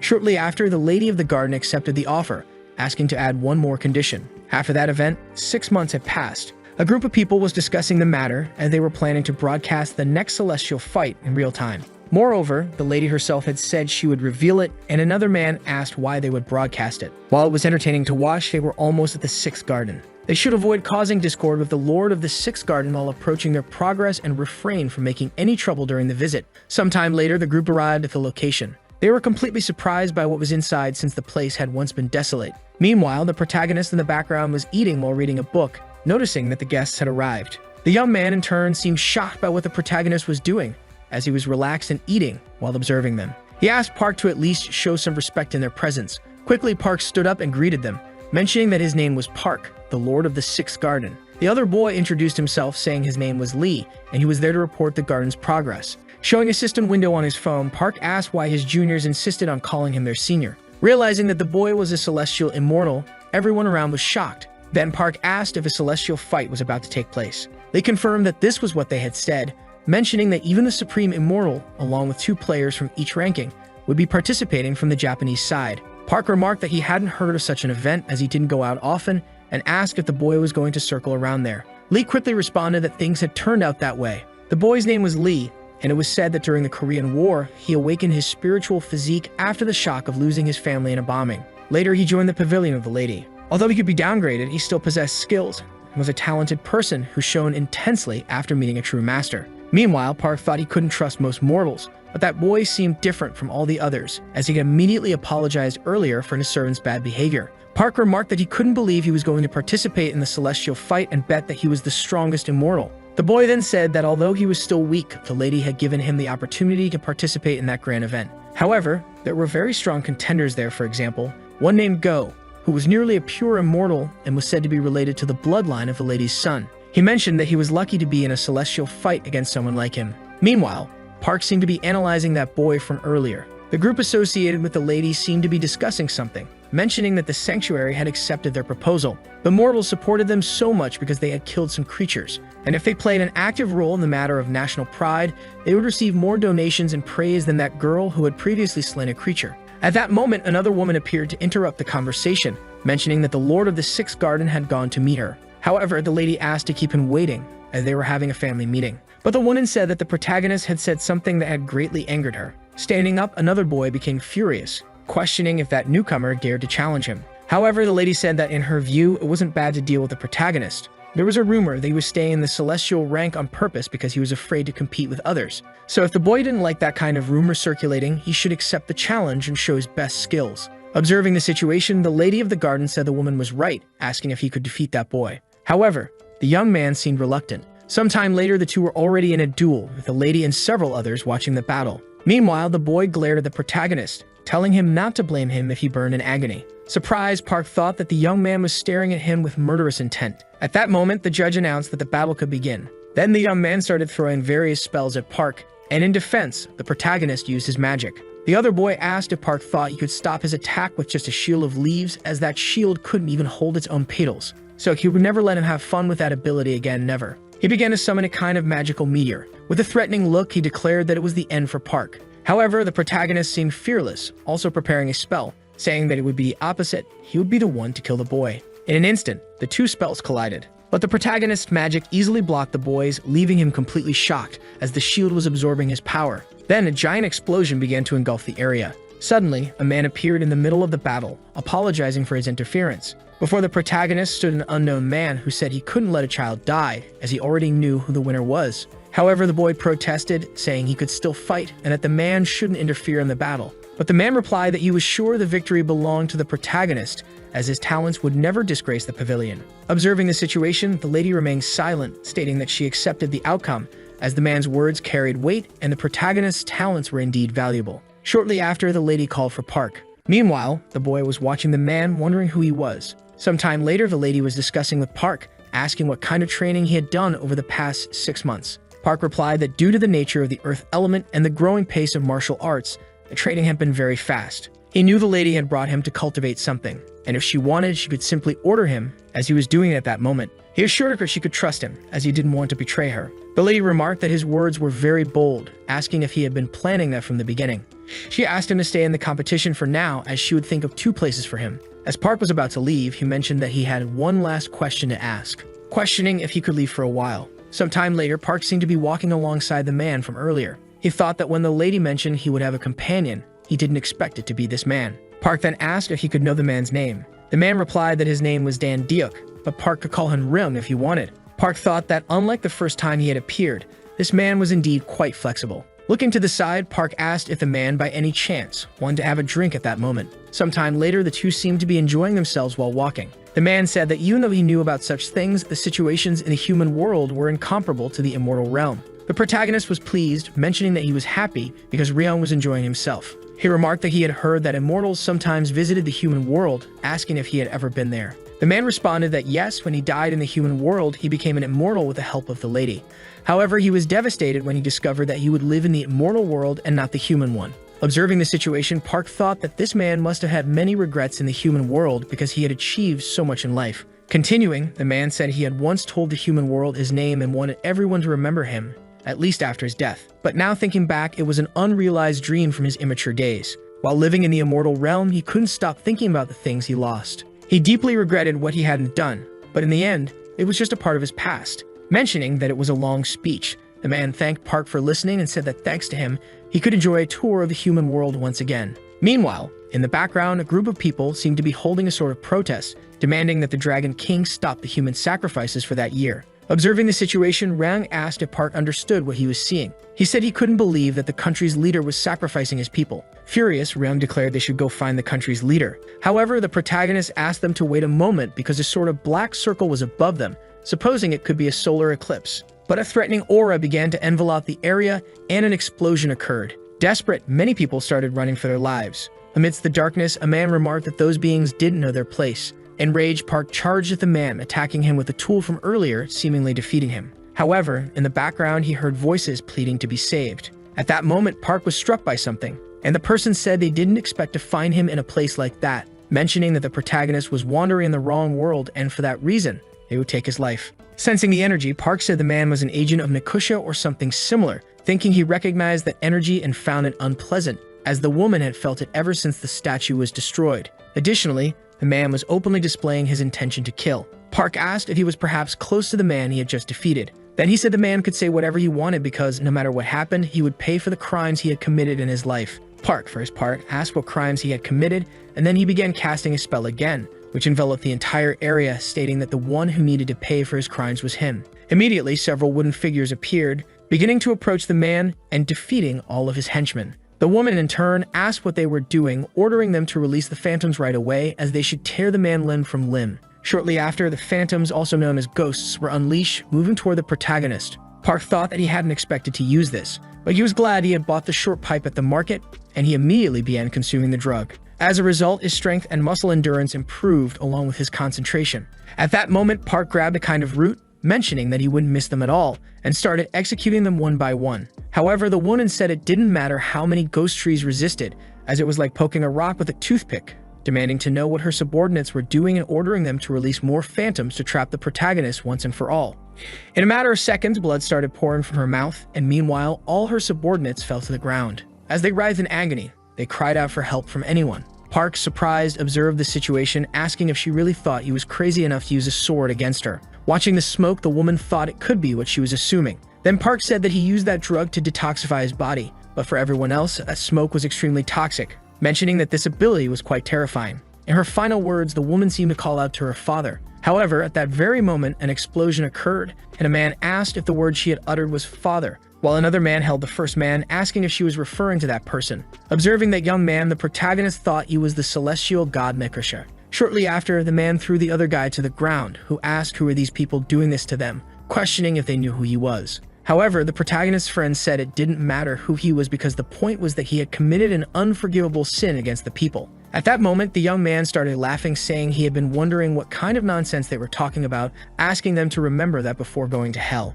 And thanks to his curiosity, he wouldn't let any mortal survive. Park thought he wasn't just absorbing the dead bodies, but also taking their strength, wondering why they were using innocent people for such purposes, mentioning that the man's art was extremely powerful, and he didn't know how he would be able to stop it, wondering if perhaps he should use the nine-tailed fox fan, but he wasn't sure if it would work, yet he had no other choice. The other man said it was an ancient art, and he couldn't believe the blood reincarnation was present in the human world, asking if the protagonist could perhaps lend him his sword. In the middle of that situation, the man seemed to be extremely focused. Then, shortly after, the protagonist handed him the weapon, and he made a cut, managing to split that sphere in half. He said he had no right to punish him for his sins against innocent people, simply because he belonged to the immortal realm. However, the crime of taking the lives of other immortals and making sacrifices for his power was unforgivable, and for that reason, a member of the immortal realm should take responsibility and punish him, beginning to perform a series of cuts on the young man, who, in a matter of seconds, was killed. As a result of the Mortal Society's swift action, the terrorists were arrested, and the terrorism suspects were from an organization called Rio Ablum. Meanwhile, that lady seemed to be watching the news. A man was giving his opinion on TV, mentioning that Mortal Society had done nothing and in the end had only managed to film the scene. He said they just needed to watch that video because those two were their former heroes, and the identities of the protagonist and his friend appeared on television. The presenter said that person was extremely familiar, asking if they remembered him, as he was the hero who had appeared a year and a half ago, the one who had decapitated the giant bird from before. Sometime later, that man was apologizing to his lady, mentioning that he wasn't qualified to belong to the immortal realm, and whatever punishment was given to him, he would not avoid it. The lady, in turn, asked Park if, after doing all of that, he still dared to look her in the eyes. Then, at that moment, the protagonist bowed, apologizing for the inconvenience, thinking that the girl didn't even seem angry. Then the lady asked the man to raise his head, saying she wouldn't claim that his actions were wrong, but rather, she was reprimanding him to be more cautious. She told Park to prepare for disciplinary action, and shortly after, she dismissed them both. Sometime later, Park seemed to have returned to his garden, feeling as though he had been away from it for days, saying they could finally see it again. Then he grabbed some notes, thinking that he hadn't expected to find what was hidden in the statue from before, mentioning that he didn't think it had any special power. Shortly after, the bear appeared on top of his head, asking if that wasn't Yi's handwriting. The protagonist asked if that family had done something wrong to the bear. The spirit, angry, said it was thanks to that family that he was in this form. Meanwhile, Park seemed to be analyzing the scroll, which didn't seem to have anything special about it, thinking that without a doubt, the one who wrote that was certainly King Sejong. In the writing, it said that he knew he didn't have much time left to live, but even so, he wasn't afraid of anything. However, the one thing he feared was seeing his son close his eyes before him, and the rest of his worries were about the people he would leave behind, seeing that Hyang was losing weight day by day due to the curse of a deity. That's why he was concerned that after he and his friend died, someone protected by the immortals might seize power over the state, which could lead to that land being covered in the blood and tears of innocent people, because long ago, many lives were lost because of the deities. And before that happened again, the era of immortals treating the human world as a mere plaything. those who hadn't awakened their spiritual physique would also need power to confront the immortals. There was a distant war in the northwest and some letters called runes, and it was said that if all were combined, it would reveal their true power, and it functioned like a verse with power within the letters. Therefore, if someone could create a text with them, they could accomplish something incredible. Park said that perhaps he was trying to create a language system similar to the Draco Bone script. The bear said that the cleverness of that child was famous, even in the immortal realm, and if he had lived another year, he would have achieved that. However, the protagonist quickly said that he believed the man had accomplished that feat. Continuing to read, the writing said that if anyone was good at reading and writing, then they should just learn how to activate it. That way, anyone could end up using the power of the letters. And his final wish was that those 28 characters would not disappear from the world, so that people could easily achieve their goals. Reading the content of that book, the boy was pleased, congratulating the person who was already dead, stating that the future the great king desired had become a reality. The boy used his abilities and the wooden blocks began to levitate. The young man was amazed by his attack power, and that all of this was due to the power of words and sounds suited for instructing the people, as they had said, that if you could imagine the words in your mind, then you could use them just by reciting. Then the protagonist said the word burn, and the objects began to catch fire. Park Han-yeol was amazed by what he was seeing, getting excited and continuing to burn the objects. That little bear appeared again, wondering who was making so much noise. Then startled, he asked why the young man was playing with fire in broad daylight, jumping on the boy's head, asking how someone who couldn't even create fire without him had found a way to create it, and that the boy needed to be careful so the fire wouldn't spread. Park Han-yeol thought about how when he said the word louder, the fire grew stronger, or if the louder he spoke the word, the more it would consume him. Then he fell silent to think about the matter, and concluded that if he could make a long and meaningful word, he could create something more powerful and effective. Park Han-yeol took a deep breath and shouted, telling the sky to lament and cry as much as it wanted, continuing to shout the word sky multiple times. However, nothing happened. The boy, for his part, said that saying that out loud was a bit embarrassing, but then he noticed he wasn't alone. Sunbeam smiled after witnessing the whole situation. Embarrassed, the protagonist asked how long she had been there watching, and the girl, for her part, started making jokes about his training. Then she said it was fine to do that and that she respected it, and smiled at the young man, which made him even more embarrassed. After that, Park Han-yeol asked why she had come there, and the girl replied that she had heard he was entering the celestial battle. Then she asked if the protagonist had beaten Cheol and commented that he was improving quickly, saying she had gone out a bit to prepare for the battle and found something for the boy, mentioning that she was supposed to be looking after him, but hadn't been doing so lately. But it seemed she didn't need to anymore. Then she tossed something to the boy. Park Han-yeol, for his part, asked what it was, and the girl replied that it was a scripture, and they had asked her to deliver it since he had entered the celestial battle. The boy asked who had made it, and Sunbeam said it had been a sage, the protagonist's father, leaving him completely shocked. Then he became irritated with the girl, asking where she had found this person who claimed to be his father. The girl replies that she had found him in a place called Shenfu. A long time ago, Hwanung descended from the heavens and gave mugwort root to a bear and a tiger who wished to become human. Unlike the tiger who fled, the bear endured eating the root and became the human Eunmyo. Together, Hwanung and Eunmyo gave birth to Dangun Wanjium and created a new history for Korea. That was the myth most people knew. However, what wasn't remembered within this myth was that Eunmyo was not Hwanung's legitimate wife. Hwanung, along with his family, cultivated the sacred tree of life in a place in Korea where the heavens connected with the earth, governing in a place called Shenfu. Stumbatum says that the protagonist's father was married to Hwanung's youngest princess and resided in Shenfu. She explains that she had finished her work in Shenfu and was preparing to return when a man approached her, saying that her son was in debt to the palace and would soon be in trouble, so he had written something of vital importance, not saying anything more after that. Park Han-yeol thought his father had abandoned his family and simply fled somewhere. He had squandered the family's fortune for his own pleasure, and the burden of the accumulated debt was distributed to his mother and paternal grandmother. However, his father ignored all the blame, and in the end, his grandmother died for nothing. Park Han-yeol grows serious, thinking that his father had found another family, and that his previous family meant nothing to him. Then Sunbeam asks him to open the box, as it was truly a valuable item. When he opens the box, the protagonist finds a sealed mystical bamboo fan. The scripture in the form of a fan had been created to tame and seal demonic beasts and evil spirits.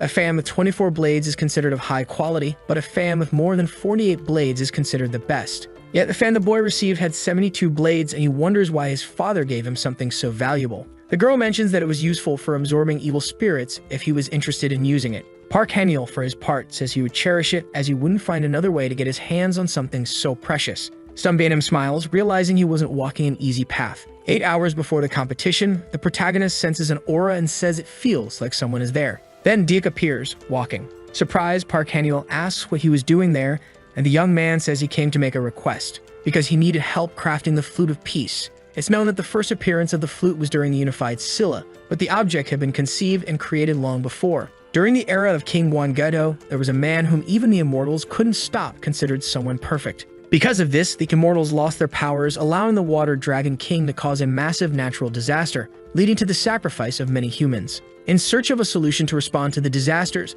the three kingdoms temporarily united. Thus, the masters of the kingdoms created a celestial item, the Flute of Peace. However, the item was so powerful that they placed two restrictions on it. The first was that it could not be taken out of the Korean peninsula, and the second was that it could not be used in a way that would harm the people living there. Diuk mentions that the item was only used in Silla to defeat the mighty Water Dragon King and then simply disappeared. He then says that he came to the protagonist because he probably knew what was needed to create one. And that's even because of the competition, the guards of the gardens would be reduced, so he planned to take the black jade bamboo from the second garden. But for the new Flute of Peace, they would need the black bamboo no matter what, and Lady Yuwa might become suspicious. As a consequence, there could be a new conflict with the Dragon Palace. Upon hearing this, Park Hamuel thinks that Diuk would likely take full responsibility, and that the reason he wanted to do this was probably because of the protest they had seen in Gwangwoman. But he realizes that Diuk is different from the other immortals. Then he says he will help him, because he also thought about the good of his people, and having someone like him willing to help was a good thing, and that it would be terrible of him not to want to help. Diuk is happy and says he was sure the boy would join him. He then says they should leave immediately. Upon arriving at the location, Park Hamuel discovers it's a floating island. His companion explains that it was an artificially created space by the pavilion, so if they alter the structure's formula, they'll be able to enter. But it wouldn't be easy. Diuk throws a small wooden horse figurine, which transforms into a beautiful black horse. Diuk asks the boy to hold his hand. As they ride through the skies, the young man says he won't let them touch the boy. This statement leaves him confused. However, looking back, he sees that they are being followed by flying sea monsters. Diuk drops the young man on the island and says he'll distract them. He then rides off. But Park Hamuel realizes he'll also face problems there. Deciding to ingest the mandrake drug, he recalls that the proper sounds for the instruction of the people, the longer and more meaningful the sentence, the better. He then shouts the word fast and begins to run faster. He senses an unusual energy coming from two places and thinks it would be great if one of them were from the Black Jade Lake. Suddenly, he is attacked by a lizard monster, but he dodges. Park is surprised because the creature seems stronger than a celestial immortal. If it had a wood attribute, he'd be at a disadvantage. However, the boy says he has already taken his drug, so it would be hard for them to get past him. The creatures charge toward him. The protagonist shouts the word appear, and a brown bear appears. The lizards try to flee, but the bear continues to chase them. It tells the boy to keep waving his fan. The protagonist thinks it's no wonder he's called the god of the Fire Mountain. Among the great mountains, the evil spirits who command the mountains and have the word evil in their name are rare. And among all of them, there is only one that can control fire naturally. According to legend, people in the past believed that the mountain's fire would spread throughout Seoul, and to prevent that from happening, they created a lake around the mountain, suppressing the fire energy for years. The creatures flee, and the bear asks the boy to help him. Park Hamuel thinks it's strange that they are running right toward that energy. After all, it's probably the Jade Lake that's providing nutrients to this island, given how well the plants grow there. From the top of a tree, the boy sees the lizards fleeing toward a turtle-shaped structure. He wonders if that is the Black Jade Lake, but it seems to be just a stone. Then the little bear asks to be let down there.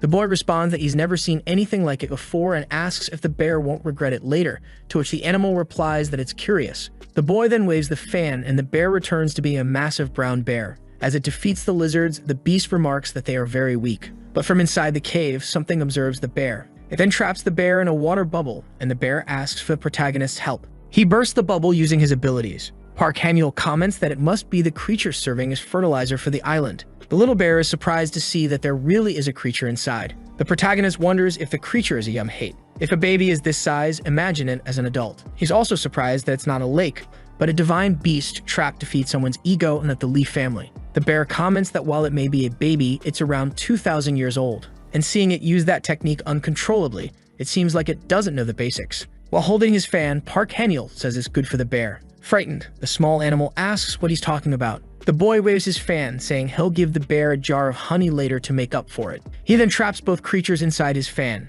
Inside the item, the creature fights with the brown bear. Park Hamuel is pleased to see that both fit inside. He closes his fan, saying it's time to leave. While walking with Diuk, a boy thanks him, as they manage to leave safely thanks to his help. The protagonist wonders why Diuk seems so out of breath. He then notices that his companion is bleeding, but Diuk tells him not to worry because he just needs to rest for a while to recover.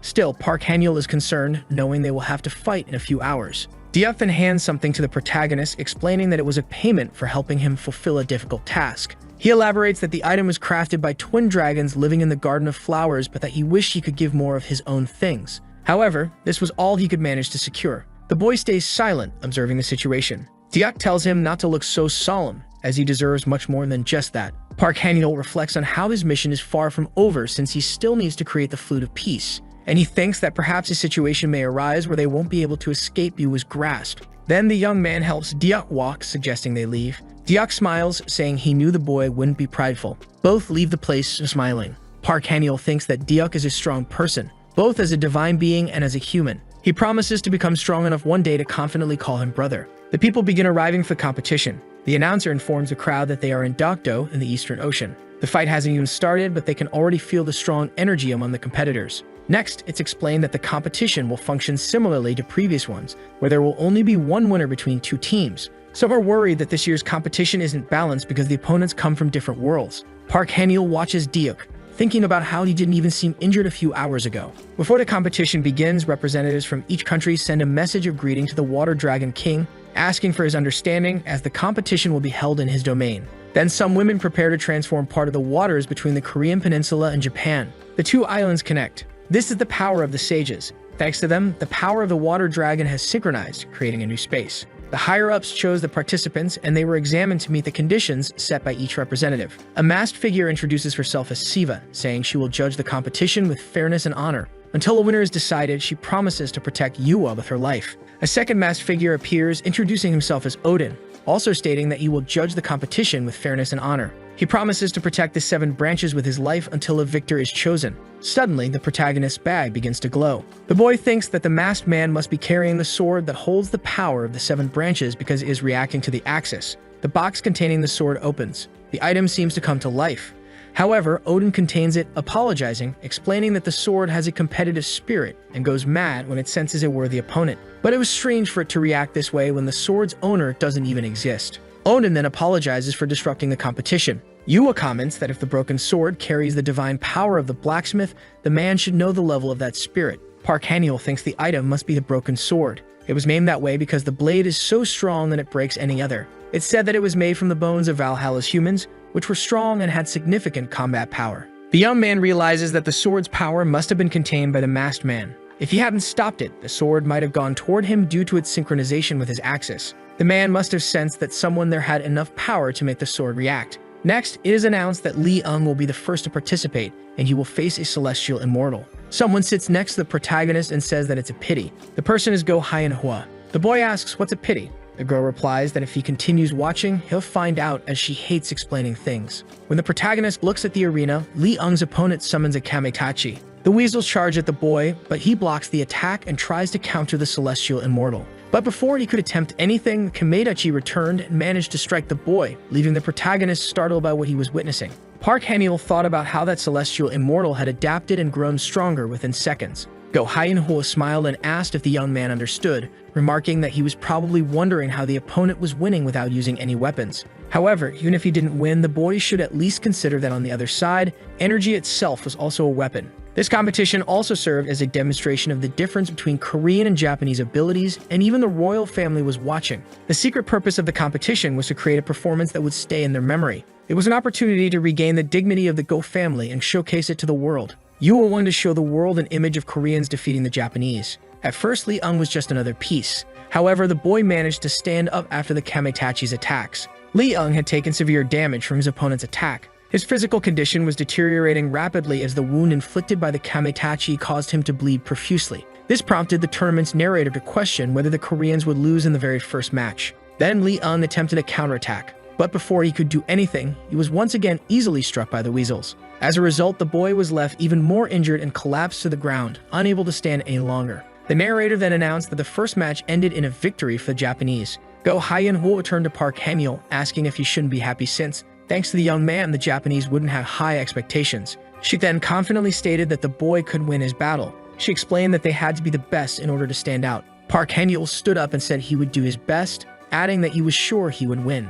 As he entered the arena, the announcer pointed out that the boy had become famous due to Yua and the incident at Gwanghwamun. The same celestial immortal who defeated Li Ung sneered, saying that another fool was coming his way, remarking how weak these people were. However, Park Han-yeol quickly dashed for the young man, delivering a punch to his face. Everyone watching the fight was stunned by what they had just witnessed. Park Han-yeol had defeated his Japanese opponent with a single blow. Some banners shouted for him to be careful, warning that charging in like that could be dangerous. Diak, however, said that in his opinion, the young man's move was clean and efficient. The girl questioned whether efficiency meant throwing oneself at the enemy without any defense. How could that be considered a battle technique? But Diak responded that it was indeed a technique, because that's how the protagonist had learned to fight. Park Han-yeol consumed one of his drugs, gaining a vitality boost in his cells and increasing blood production in his body. The boy thought that using it would make him more resilient, but it would be better if he had used something with a hemostatic agent. Another Japanese opponent then entered the ring. Park Han-yeol glared at her with a murderous look, which made the girl nervous.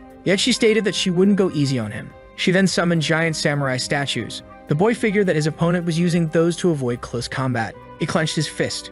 Seeing this, the girl thought he would use the same punch as before, but she was prepared for that. However, one of her statues was grabbed by a wooden giant. The girl realized that the boy could also summon a familiar. The protagonist then declared that he would handle this the Korean way. He decided to use the ability The Sounds of Power and began with a military sound. He sang a Korean military song. The people wondered why he was singing that. Park Han-yeol recited a verse from the song which urged them not to fear retreating and to face the enemy, stating that the country's fate was in their hands. After hearing that, the wooden giants attacked one of the samurais. The girl tried to stop it, but the giant's head was crushed. Park Han-yeol smiled, pleased that his plan had worked. Everyone around was amazed by what they had seen, as Park had won 2 matches in a row. The boy reflected that in a fight he couldn't reveal all his abilities. Otherwise, the next opponent would be aware of his fighting style. Besides, this competition was merely a show to entertain the Yuwa family and others. Lee had ended up with a humiliating role, sacrificing himself like that, but still he had no intention of playing around there, because he would be the main character of that show.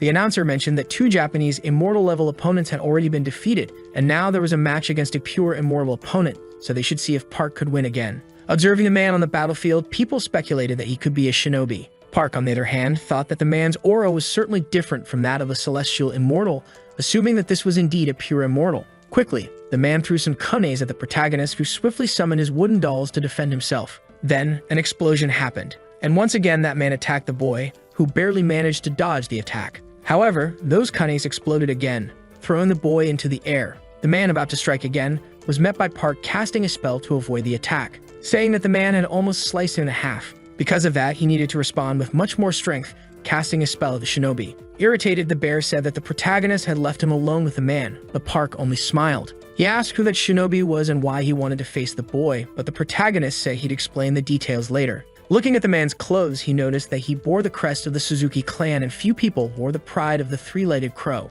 For that reason, the bear said he would take out his anger on the shinobi instead of the protagonist. Mentioning that a pure immortal was no match for him, he began launching a series of attacks at the shinobi, whose armor seemed to be melting. Satisfied, the bear remarked that if things continued like this, he could win easily. Attempting to land his final blow, the bear said he would end the fight. But at that moment, Park asked him to wait. And in a matter of seconds, something strange started to happen, because that melted armor began to move toward the bear. It wasn't steel armor, but rather magic using malleable steel. Calling out for help from the protagonist, the bear said he needed cold energy. At that moment, the boy seemed to have an idea, saying he would help and soon send cold energy to him. Observing this, the spirit remarked that the energy felt familiar, appearing surprised by something. Suddenly, a gigantic spirit was standing before him. The bear, desperate, asked who had sent that spirit there, begging it to release him. The announcers, watching the scene, were utterly shocked, mentioning that the protagonist's technique was lighting up the entire area. Shortly after, the shinobi appeared in tears, staring intensely at Park. Thinking that it should be enough as losing was already humiliating and the man seemed tired, he was probably going to surrender. However, it wasn't the shinobi who spoke, but a woman beside him. An intimidating aura began to surround the woman, who said it was just a fight, and to be precise, an event created peacefully between both sides. Therefore, she didn't think they needed to risk the lives of 2 talents over this. Park, observing the situation, remained silent. Meanwhile, the 2 of the young man's companions watched the scene. The protagonist thought that this meant he was someone who couldn't die there, mentioning that the man was someone sick as she had lent to the sanctuary. Then the lady said she felt ashamed, as she had felt pity for one of the participants, and thus had interfered in the fight between them. For that reason, they had the right to withdraw their participant from the fight. Observing this, Park seemed surprised. Yua, thanking them for their efforts, stated that the young man had won 3 times in a row. Because of this, she couldn't imagine he possessed such incredible skills and items. Park thought that even if she tried to compliment him, it was still quite humiliating, saying he could have done much better if he had been notified of the event earlier. The woman, on the other hand, asked what he was talking about. Park then said that thanks to her, perhaps he had gained more attention from the mortals, asking if she thought that, as an awakened one, they were just a bunch of idiots. Meanwhile, that shinobi, with a threatening look, watched the situation. Looking at the man, Park thought he felt sorry for him. Shortly after, he met up with another girl who said he had done a good job, mentioning that it was a shame, but the protagonist said it was fine. However, the girl clarified that she wasn't talking about Park, because on artist shows, people like him were called producers since, even though they had skills, they could be discarded in seconds.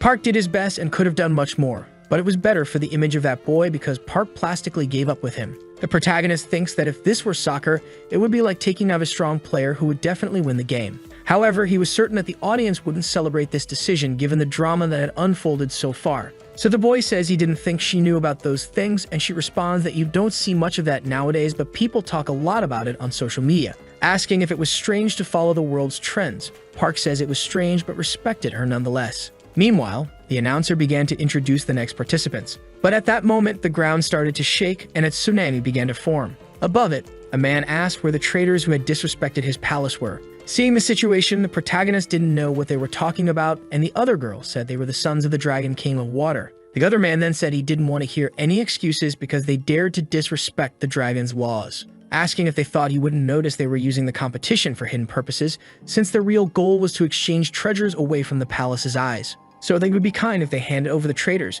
but he wouldn't fail to deliver his father's message. He demanded they return the 7-branched sword's axis they were carrying, and if they showed sincerity and offered apologies, his father might forgive them and return the items they brought to that place. However, those around seemed to disagree with all of it, so the man asked if that was their decision. Grabbing his weapon, he began to prepare for an attack, saying that all of them would be swallowed by the ocean and cast into the 7 seas, starting to unleash the ocean that had been contained. Park, watching this unfold, thought that everything had happened very suddenly, but he needed to take advantage of the situation and merge the axis with his sword. Soon after, he seemed to find the person he was looking for, thinking that if he could make the resonance between the two like before, it might work. But at that moment, a water dragon began to envelop the area. Submerged in the water, the protagonist thought that if things continued like this, he wouldn't be able to make it. So he had no choice but to do it. He began to draw a magic sword. Feeling pleased that it worked, he quickly managed to escape the water. However, he ended up plunging back into the ocean. Thinking he didn't expect to be thrown back into the water again, he realized he needed to get out of that place soon.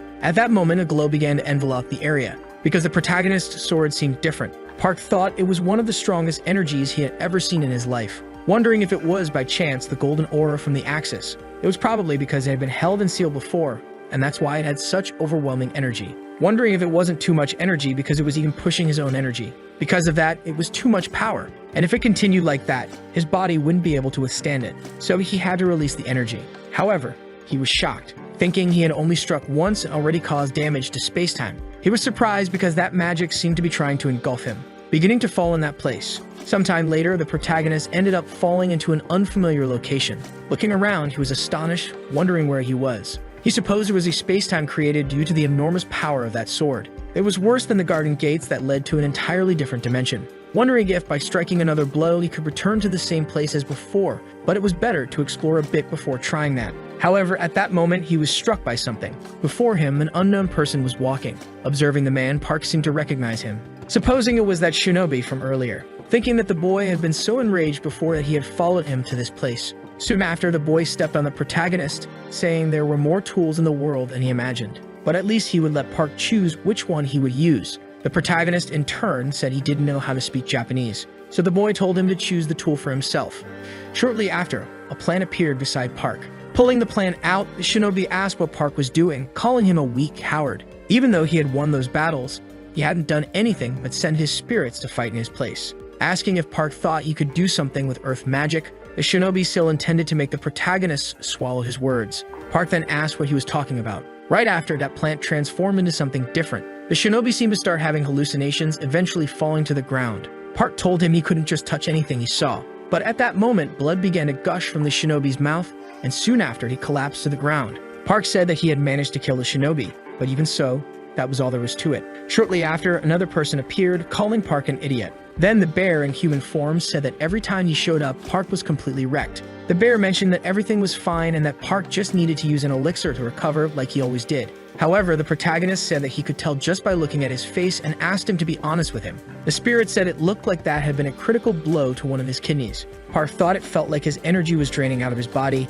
and if things continued like that, he could lose all his energy, and not only that, but also his life. The spirit reminded him once again that he didn't need to endure everything alone. The bear mentioned that Diuk had helped him before, and for that reason, Park should be fine since his core contained the energy of a supreme immortal, and the power Diuk had given him still existed, even before his transformation. The bear affirmed that Park had the dragon's blessing, a power that almost no one had, capable of even injuring divine and celestial beings. He questioned if the young man, who hadn't even lived for 100 years, already wanted to die. He added that it would be better for Park to be eaten by a bear than to die lying like a sack of potatoes. The bear doubted that Diuk would want the protagonist to die in such a humiliating way. Shortly after, the protagonist apologized for everything. Then, he began to fade away. Meanwhile, Yua was ordering one of her servants to leave that place, thinking that, eventually, she would kill him. She believed that those people knew absolutely nothing, that they must be savages, because the East Sea was her territory. Yua mentioned that they didn't even appreciate her kindness in getting rid of that man, and now they were raising their blades against her.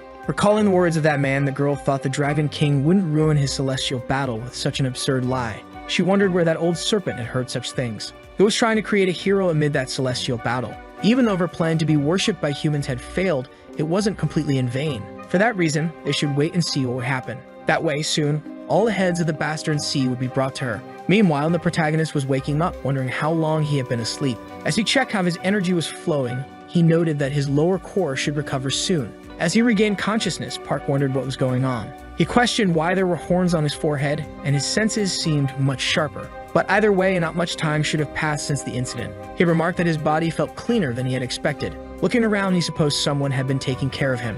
He guessed it might have been the bear along with Sunbae, wondering if he was still in the same place because he had consumed the magic pearl using the bamboo fan, creating that barrier. For that reason, Sunbae might have been taking risks to take care of him. Opening a door, Park went searching for that girl, and then he was surprised by what he saw. He wondered how that place had turned into a forest. He had built a shield there using his plants, but now the trees had grown immensely, leading him to suppose that a lot of time had passed. Looking to the side, he noticed that beyond the barrier, there was only destruction. He thought that those traces must have been left from a fight involving that girl. He wondered where she was. At that moment, he heard a noise. Quickly, he went to see where it was coming from. However, he was surprised. He noticed a house in the middle of that place. In front of him, a blue creature was lurking, and he realized it was his spirit. He remarked that it had grown significantly. Park asked why his spirit was so afraid of him, supposing it might be because of the horns. Then the spirit lunged at Park. However, Park easily dodged, telling the creature that it shouldn't bite its owner. At that moment, the creature seemed to realize that it was indeed its master, completely stopping the confrontation. Park remarked that it was very cute, mentioning that there wasn't much change in its energy even after eating the magic pearl, probably because it was using its strength to recover its inner core. Looking around, Park was surprised, noticing that his clothes were lying there. He wondered if there was something he could use. Additionally, he spotted a scroll. Reading it, Park questioned if it was written in Japanese, assuming it was one of those scrolls written by shinobi. According to what the spirit had said during the competition, the crow crest of the Suzuki clan was one of Yahagarasu's secrets. He speculated that these were the shinobi's clothes, wondering if they were the kind that had the ability to transform since it was quite interesting just to wear them. Shortly after, the young man seemed to notice something, wondering what it was. He sensed that it was coming from the same place that had traces of a battle. Observing a group, Park wondered what they were doing since they were trying to break through the barrier. Noticing the color of their hair and their attire, he wondered if they were from that place.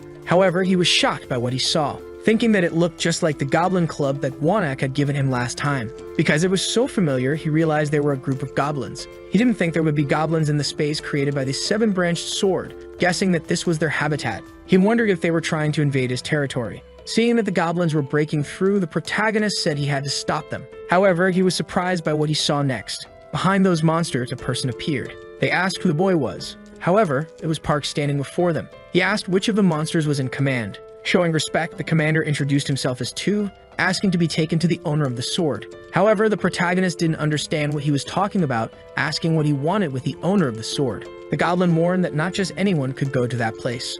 Only the sword's owner could do that. If Park didn't tell him where the owner was, he would surely kill the boy. However, Park said he couldn't tell him. He asked how he was supposed to say anything if the goblin didn't explain what he wanted with the man. The goblin said he wanted to find the man and punish him. Their king had made a promise that a man worthy of owning the place would come with a sword, but that man had never shown up. Park thought that he didn't know what was going on. but it seemed the seven-branched sword had some connection to that place. Frustrated, the goblins said they had waited too long for the promise to be fulfilled. Their leader passed it down from one generation to the next, and they had grown tired of waiting. That wretched man who was worthy of the sword deserved to be punished. The goblin demanded to be taken to him right then, threatening to cut off Park's head if he didn't comply. Park, observing the situation, remained silent. He then asked if the goblin had seen a red bear wandering around. The goblin responded that if it was what he was thinking, he had told it to undo the barrier, but it hadn't obeyed. And since this was their world, they had imprisoned it in one of their facilities. Park grew very angry upon hearing this, but he knew he had to stay calm.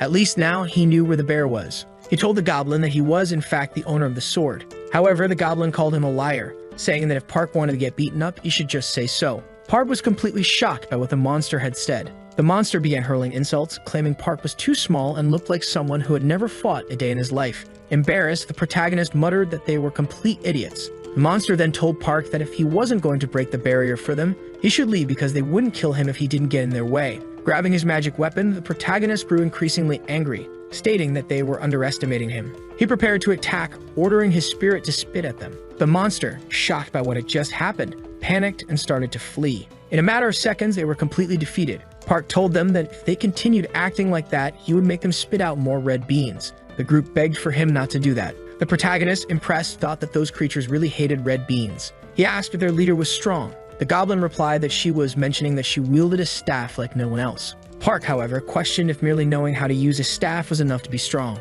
He demanded more information. The goblin added that there was one more thing. She had a golden treasure. Suddenly, a voice interrupted, saying that the protagonist didn't need to know that. Above them, a figure with scarlet hair appeared. She scolded the goblins, calling them idiots for trusting just anyone like that. Seeing the woman, Park assumed she was the goblins' leader.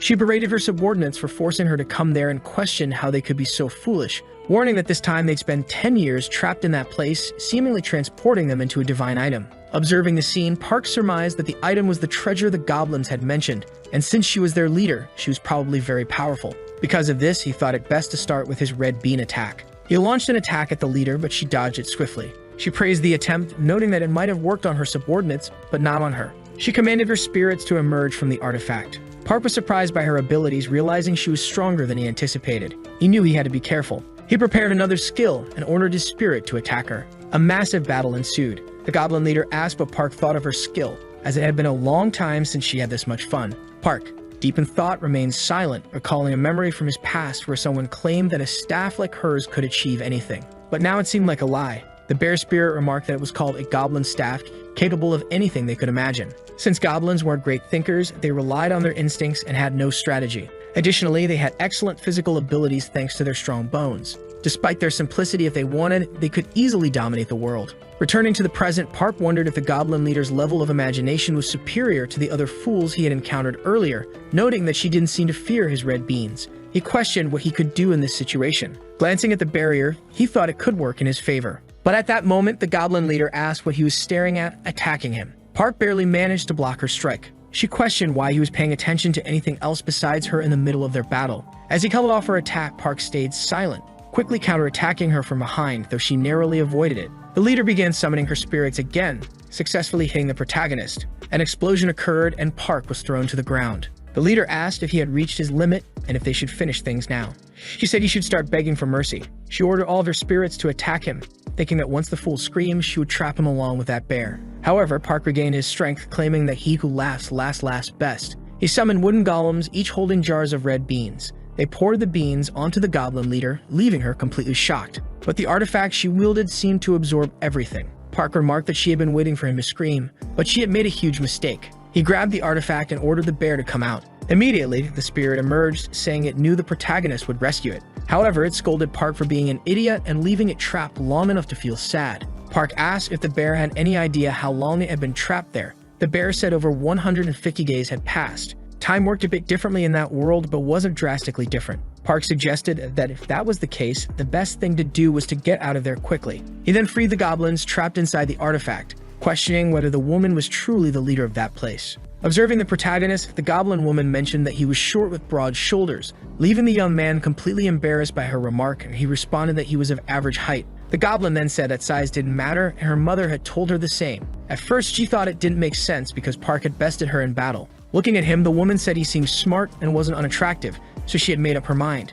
She asked the protagonist to marry her, leaving Park completely stunned by what he had heard. The spirit, amidst the situation, wondered if Park might actually get married and questioned how they would even formalize it, considering if everything would turn out fine. Confused, Park asked what she was talking about. The bear, meanwhile, asked if he hadn't yet realized that the goblins were connected to the seven-branched sword. Recalling the prophecy that the man had mentioned, Park thought this might be about that promise. A man would someday come with a certain type of sword. He supposed they were waiting for a man worthy of marrying her. However, Park said that had nothing to do with him, and the person who was supposed to come with the seven-branched sword was probably already dead. But the bear said that wasn't how the woman thought about it. Park figured he was too young, and this had to be a dream, so he needed to wake up quickly from it. He asked the woman where she had hidden the sword and threatened to make her eat so many red beans that her belly would burst if she didn't tell him. He ordered her to speak immediately, but the woman refused to reveal anything and said she wouldn't give the sword to the protagonist until she had given birth to 3 children with him. Park quickly ordered that they give her more red beans.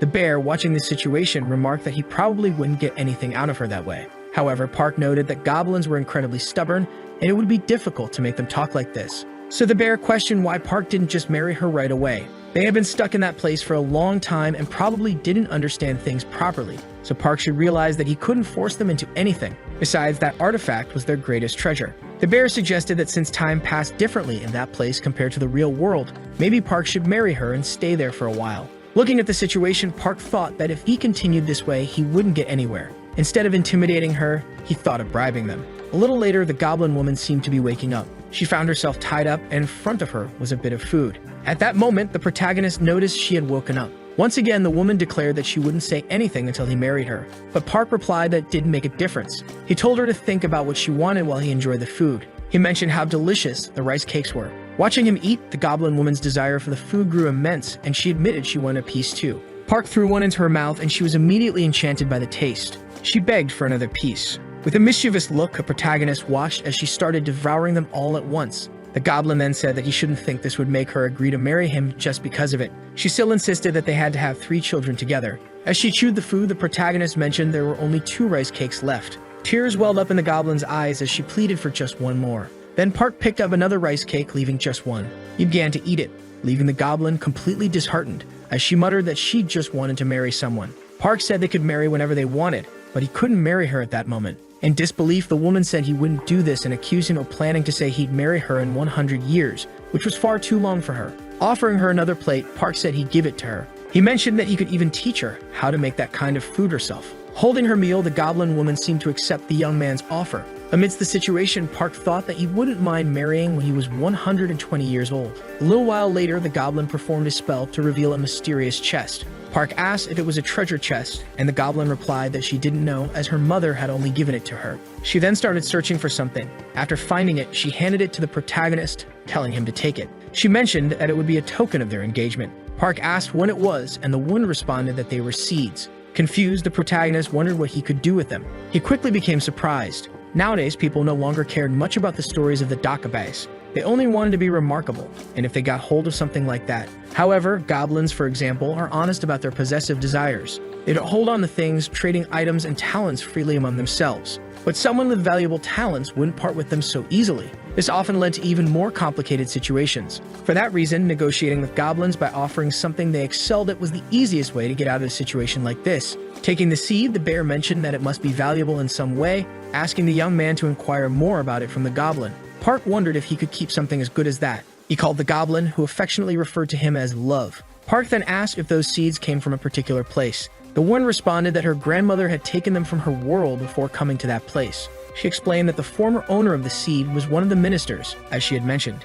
He was famous for cultivating herbs and medicinal plants and had traveled between worlds. However, he was forced to treat an incurable illness one day and ended up imprisoned, dying of starvation.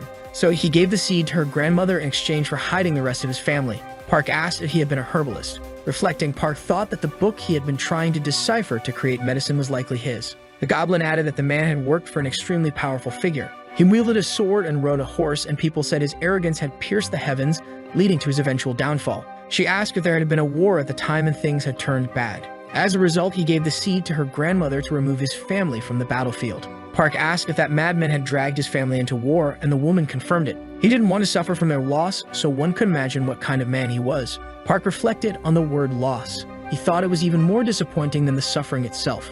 The woman stood up, asking if they could continue.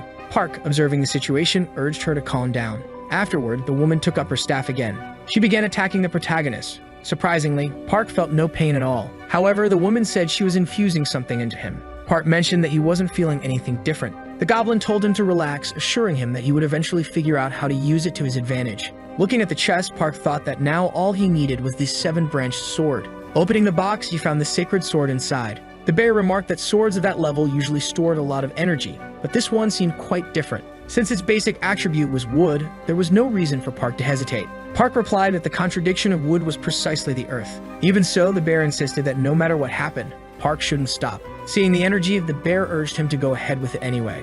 At that moment, Park grabbed the sword, and a giant beam of light enveloped him. He appeared to struggle with controlling the sword. The bear warned him not to let go of the sword under any circumstances. Park, irritated, asked if the bear thought he couldn't handle the immense power of the sword. The bear, astonished by what he was witnessing, mentioned that it was the first time he had seen Park like that, as the energy was now emanating even more powerfully. Right after that, the sword seems to calm down. The bear says that it was incredible, and it was as if he were watching the spirit of an elite general guiding the sword along with him. That's why he knew that the seven-branched sword was amazing. Park, on the other hand, thinks that he acted on instinct when he grabbed the sword, and it felt like he had been using it for a long time, assuming that must be the talent she had given him.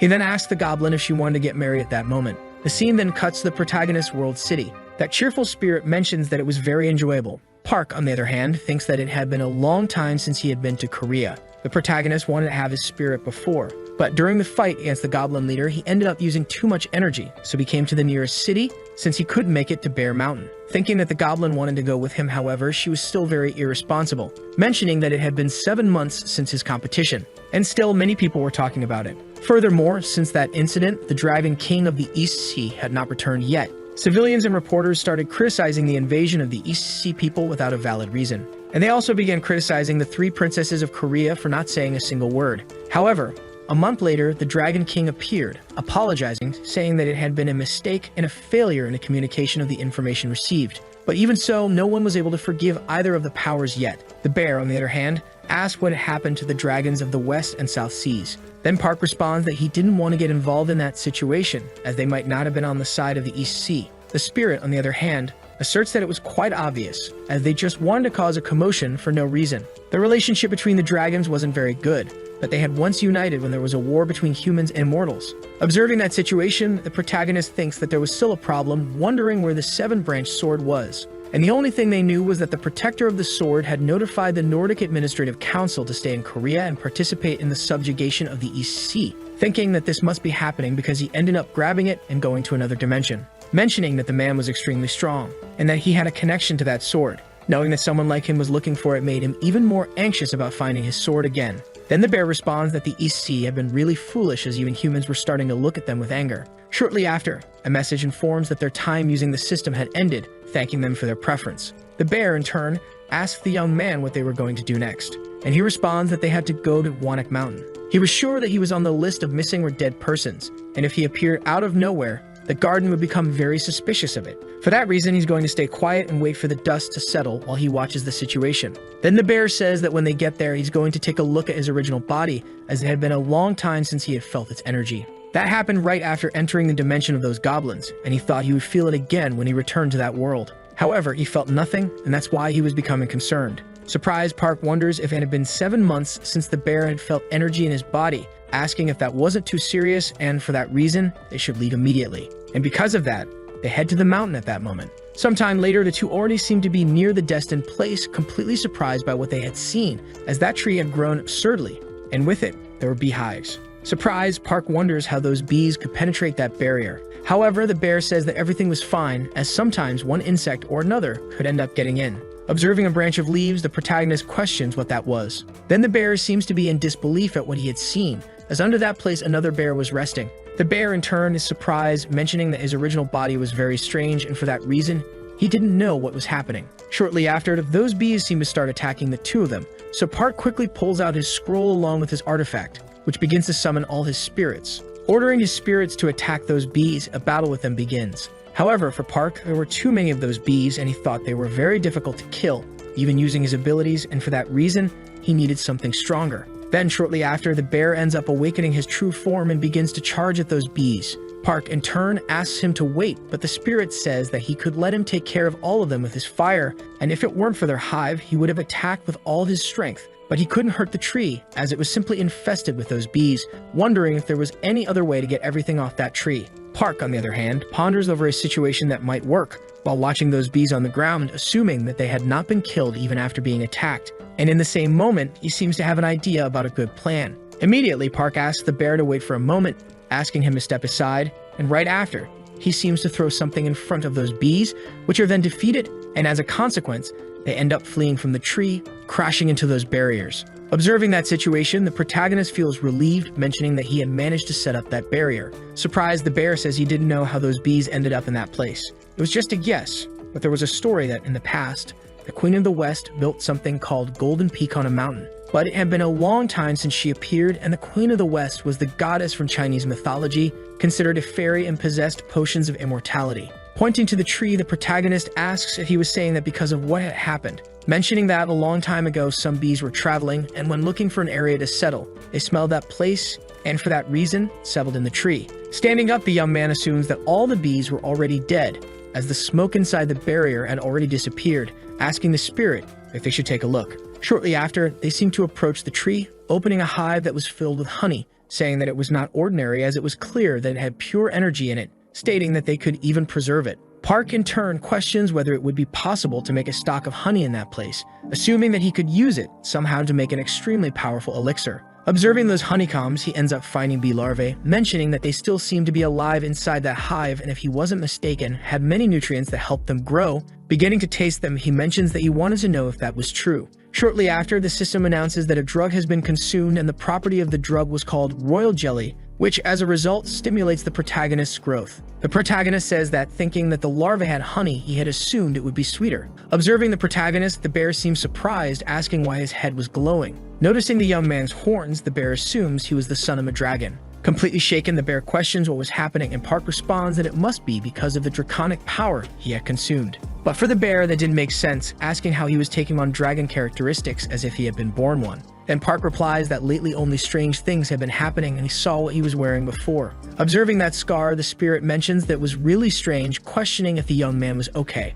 Park asks if he knew what was happening, to which the bear replies that he didn't know anything about it. A dragon is born with the power of water offered by nature, and thus they practice martial arts, accumulating this power for thousands of years. And for that reason, they are an extremely legendary existence, but humans are completely different from dragons because they can use more elements of nature. So in the case of someone being both human and draconic, they could become practically invisible. For this reason, Park could end up becoming a monster that had never existed on the face of the earth, mentioning that it must be hard to bear all that power inside him. However, Park responds that he still hasn't fully developed, and because of that, it would be harder to manage. The bear says that seeing his core receive the power, his horns started to grow. For this reason, he could end up becoming a complete dragon after consuming more energy. But since he was human, he could still suffer some side effects as a consequence. Moreover, if he became a dragon, he might end up being forced to live in the water. Immediately after, our boy begins to ponder over the possibility of becoming a dragon, thinking that as his horns began to grow, it meant that he could consume the power of water. And if he left the larvae there without any issues, they could end up turning into new bees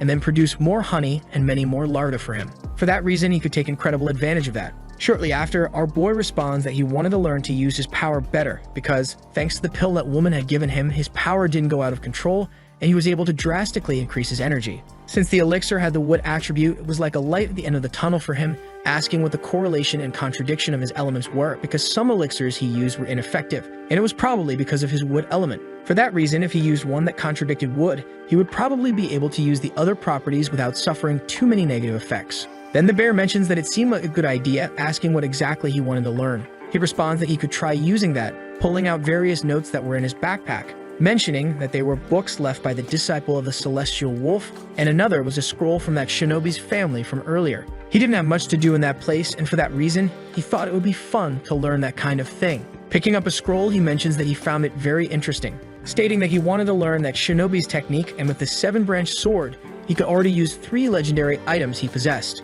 Then the bear responds that he had good items and a good plan, and all he needed to do now was train and not attract too much attention. Shortly after, the protagonist responds that there was still something bothering him, mentioning that he hadn't yet delivered the black jade to his brother Dioki. However, the bear asks why he hadn't given the sprout to him in one of the many times they had seen each other and still didn't understand why he cared so much about giving it to the young man. Mentioning that the boy was a very intelligent person, but he still needed to see the world in a broader way, and he knew that he wanted to make a flute with the jade sprout, asking if he really thought he would be able to do that. And he bet he wasn't sure that such a threatening item could be functional. Calling the protagonist a fool, he states that he knew someone who would make that item and was sure he would succeed. Surprised, Park asks if he knew someone capable of forging a flute. Then the bear responds that even if he did, he wouldn't even think about giving it to Dioki. But the protagonist asks him to relax, as he was also very interested in that flute. The bear in turn questions if he wasn't lying about that, and the boy responds that he wasn't, as he would deliver it to Dioki's brother, thinking that it wouldn't make much difference whether he delivered it or used it in the end.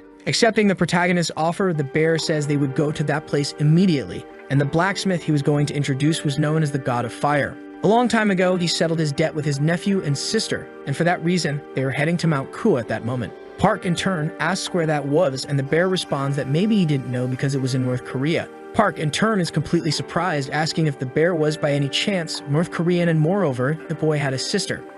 However, the bear says he wasn't who he was thinking of because that mountain he named after his sister wasn't the same as that other mountain. After all, he wasn't the spirit of that place. However, his nephew was called Dangan, and according to the lady in the North Korean peninsula, there were 3 great powers that controlled the entire country, and it seemed that the bear's sister was in Azadol on Mount Kuo. Sometime later, the protagonist, along with the bear, seems to arrive at their destined place. Park, in turn, was completely in disbelief as they were really in North Korea. But in any case, they say that place is one of the most powerful in the entire North Korean nation, asking why he couldn't see it anywhere. The bear, returning to his human form, asks him not to stray too far from him. Park mentions that it seemed like they were still very far away, and the spirit responds that they had already arrived at the location. Observing something, our boy seems very surprised because in front of him were 2 giant statues that start to speak, asking who they were, as Azadol didn't allow the entry of visitors who were not invited.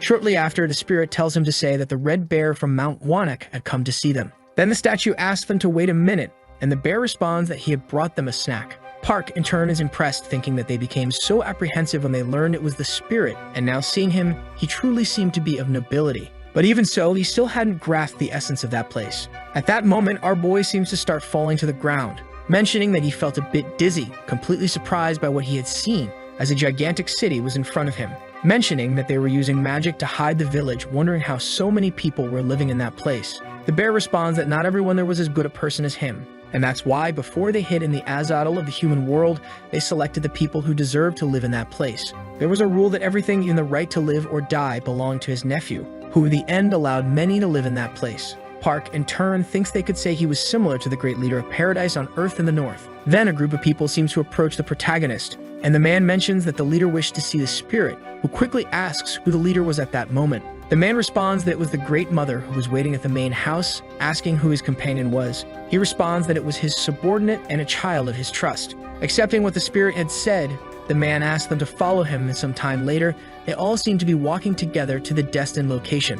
While Park was apparently blindfolded, the man mentions that they had arrived at the place. Park, still blindfolded, assumes that this was the main house of that place. He mentions that there was such a beautiful palace in that place, however, the place seemed strange. Then a girl was standing before him, whose name was On Ji-yu, mentioning that she seemed completely different from her lady. Next, the girl thanks them for their hard work, apologizing if she was bothering them with her request. Shortly after, that man leaves and only the protagonist and his spirit remain beside that woman, mentioning that it had been a long time since they had seen each other and she truly missed him a lot, starting to hug the boy, who was now in his human form, stating that her brother hadn't changed a bit since he disappeared and hadn't sent any news during that time, which is why she had been so worried. With a threatening tone, she says he must be tired from walking all the way to that place and for that reason should get some rest. Shortly after, the protagonist seems to understand the situation. Then the girl responds not to worry about it, as it was temporary. The girl in turn asks if he was afraid of her, as she was the only family he had left since they were still beasts living in forests. However, she was still very curious about him, asking why a dragon was there, coming as a subordinate of her brother. Shortly after, the protagonist removes his mask and says it would be easier to call him a monster. Sometime later, we both sit down to talk, and Park Hae-myul tells the story of how they got there. An Mi-yo, in turn, says she understood, but it was still strange as the whole story seemed too exaggerated, and she then questions if the boy was trying to deceive her. The young man responds that wasn't what he was doing, and that it was precisely because Wanak trusted him that he had been brought along. A lot had happened, and he had to hide his identity as a monster, and for that reason they came there. seeking help and answers. The girl then takes a deep breath and says she understood. However, unfortunately, the fire deity wasn't there. Park Han-yeol, in turn, is surprised by what the young woman had said. Eun-myo feels awkward and says that he had already left Esado, but he had always been attentive to his family, so if they brought him a gift, he would make his flute. Next, Park Han-yeol wonders why Gwanak made them come all the way there if the fire deity had been gone for a long time. The girl then says that the boy must have noticed by now, and that makes him curious. Eun-myo responds that her brother must have brought them there hoping that they would accept the boy into Esado.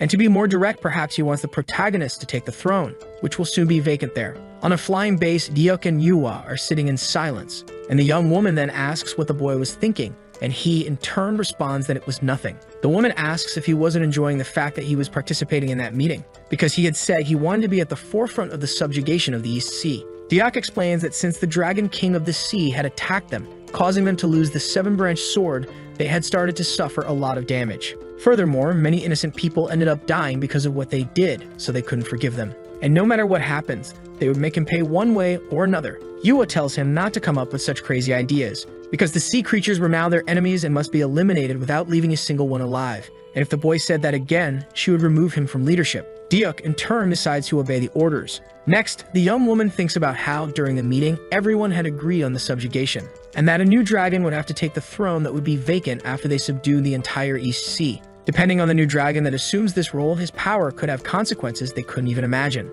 But the good news is that there weren't many dragons, so not just anyone could ascend to the throne. And they also couldn't let anyone take advantage of that. They needed a new child for that position, a dragon that would remain in the palm of their hands. Park Han-yeol asks Eun-myo for help in hiding the fact that he was a dragon and letting him leave Esado in peace. The young woman says that assuming the Dragon King's throne would be the easiest way for him to have peace. The protagonist in turn responds that even then, they would still treat him like a dog, and what he hated most was living as a puppet in the hands of someone powerful. He then lowers his head, saying that if possible, he would like to receive some advice about his future actions. Unlike others, he never had the chance to meet many people he could truly trust.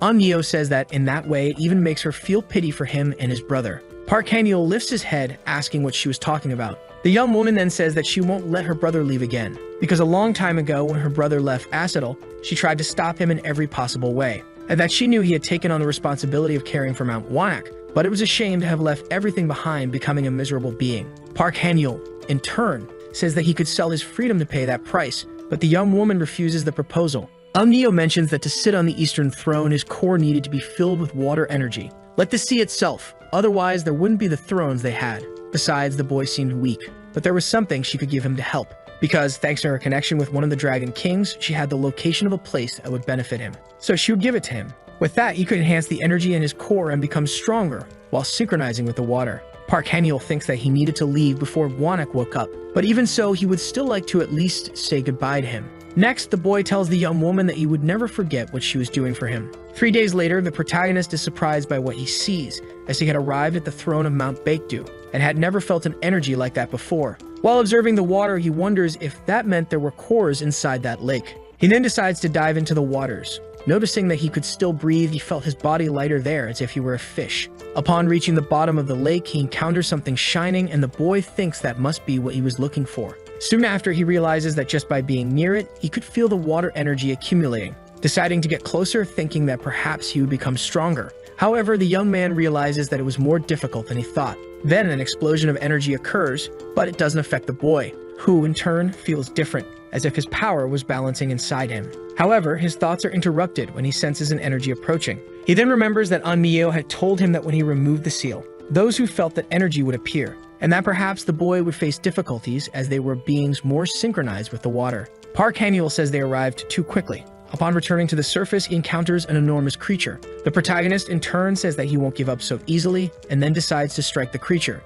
However, that monster easily blocks the boy's attack. Shortly after, the boy is hit by lightning. A second serpent appears, questioning how a creature like him could carry the energy of a dragon when he couldn't even control it. The creature then responds that if they ate the boy, they would be able to evolve as well. However, the monsters noticed that where the protagonist had fallen, there were peach blossoms. Park Han-yeol was still standing. The serpent smiles and says that it was surprising, as it seemed he was preparing his own funeral with those flowers. However, when attempting to attack him again, a peach tree grows and ends up attracting the lightning to it. The protagonist smiles, seeing that his plan had worked. The serpents are shocked by what they just witnessed. Park Hanyul then asks if the creatures still believe that the funeral was his. Noticing that his brother was irritated, the serpent says she would handle the situation, then unleashing her attacks made of crystals. However, they are destroyed in mid-air as the protagonist had used his scroll to stop them. That creature thinks it would be better to leave before things got worse, but before she could say anything, she realizes that her brother had already fled. Realizing that the battle was over, the boy releases his scroll and begins coughing,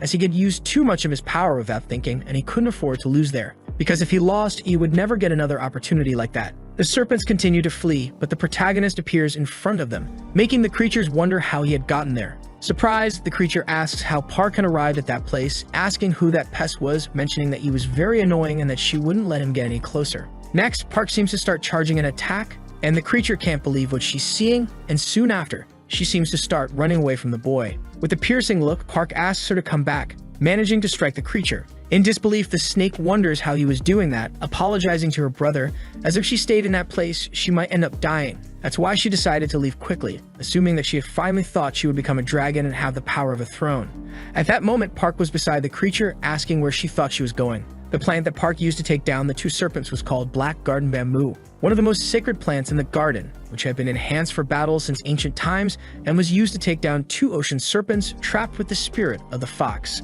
While trapped, the creature begs her brother for help, and Park, at that moment, seems surprised by what he is seeing, wondering what kind of place that was, supposing that it might be some kind of palace, thinking that it must have appeared to him now that he owned the core, so it was better to take a look at it. Shortly after, the snake starts laughing, mentioning that she wouldn't do anything, begging to have the Black Garden Bamboo removed, because it was hurting too much and she didn't want to die that way. Accepting the creature's offer, Park says that if she tried anything, he would blow her head off, ordering her not to lie to the boy, asking if there were other ocean serpents like her there, to which she quickly replies that they came to that place when the barrier opened, so there should be 4 more serpents around. Park questions how they knew that the barrier had been opened, and the snake responds that they were connected to that place. She, along with her brother, were servants there, and that's why they still had a master. However, 6,000 years ago, their master passed away, so they trained all that time to take his place. Park, in turn, thinks that this could be very useful to him, saying he would remove all the Black Garden Bamboo from her if she could guide him to the palace. The serpent then asks if they would be free because it was a bit uncomfortable to remain in that form.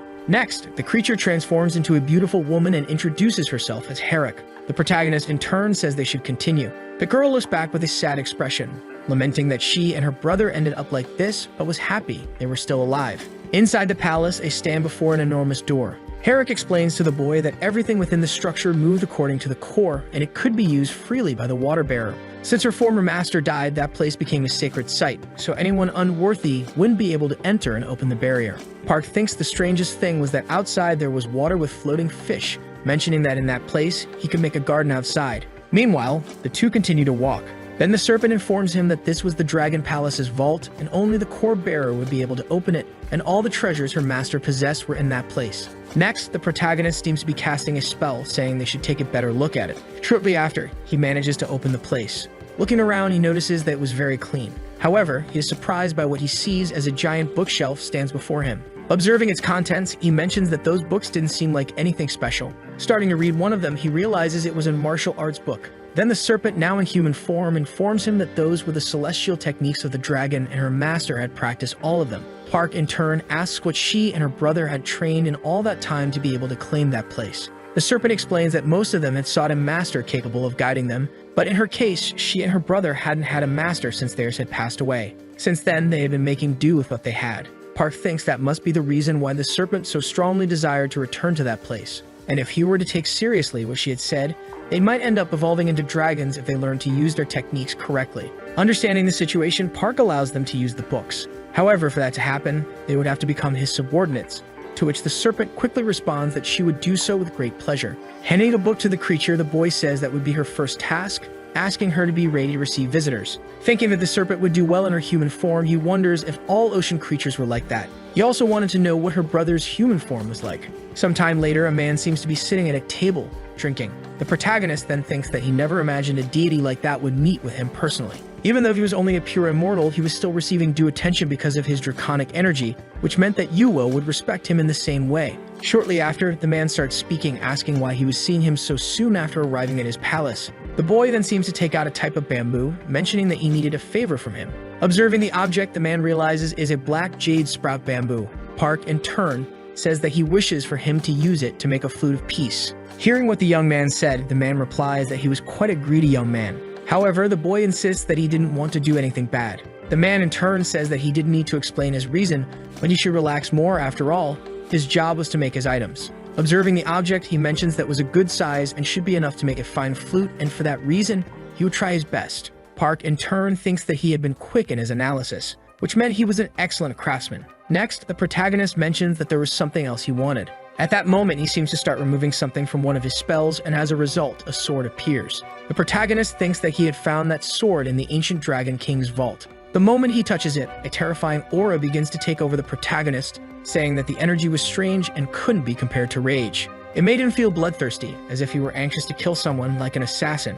Observing the situation, Park thinks that this was a problem because it seemed useful, but even so, he wasn't able to wield it properly. While looking at the sword, the man says it seemed to have something unusual about it. Next, the man attempts to pick up the sword. Park quickly asks him to wait, as it was completely different from conventional swords. However, the man easily manages to hold the sword, leaving Park completely shocked by what he saw, as he had barely been able to control the sword with his power, assuming that was the power of the greatest craftsman in the world, the one who held the title of the fire deity. Then the man informs him that the sword possessed an evil energy created by the dwarves of the north. Its strength was incredible, but it held a terrible energy that could destroy whoever used it. However, that could be fixed by making a new scabbard, and if he had a scabbard that could control it, it would seal its energy, allowing him to use it only when he drew the sword. However, he should remember one thing, because even if he managed to use it, it wouldn't leave him alone until it had his blood on its blade. Park, understanding the situation, says he would keep that in mind. And the man informs Park that he would return once he finished making his flute and scabbard. Meanwhile, the protagonist seems to be analyzing something, saying that it was incredible,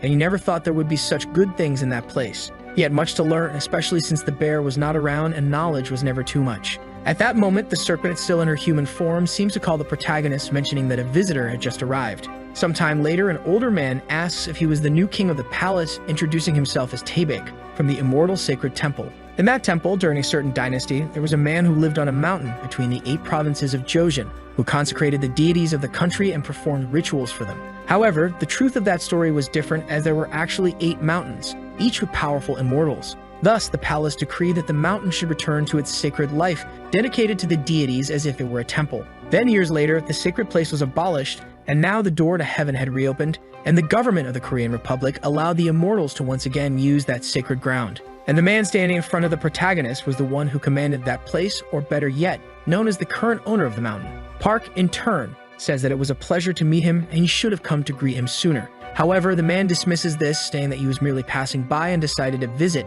mentioning that he had also brought along a disciple. The girl, introducing herself, says that she was the elder's youngest disciple and her name was Shin, thus, it was a pleasure to meet him. Observing the girl, the protagonist seems surprised, saying they should sit in a room and asking them to follow him. Sometime later, the 3 of them seem to be walking. Meanwhile, Park thinks that the girl had changed quite a bit, as it seems she had become the disciple of that priest. But in any case, the visit was very strange, and he wondered what the priest might want. Soon, the priest begins to speak, questioning the protagonist's relationship with the noble bears. The boy explains that they were very difficult beings and at the same time owned many things between heaven and earth. But in truth, he owed a lot to them and only became friends with one of them because he had maintained a close relationship. The priest comments that Park hadn't even reached 100 years of age and was already ranked as a pure immortal, and yet he already had a palace. He had seen few young people like him achieve so much so quickly. Introducing his disciple, he mentions that she was also young, had excellent skills, and was almost reaching the celestial immortal level. For that reason, he proposed a wager, asking what the boy thought about training his disciple.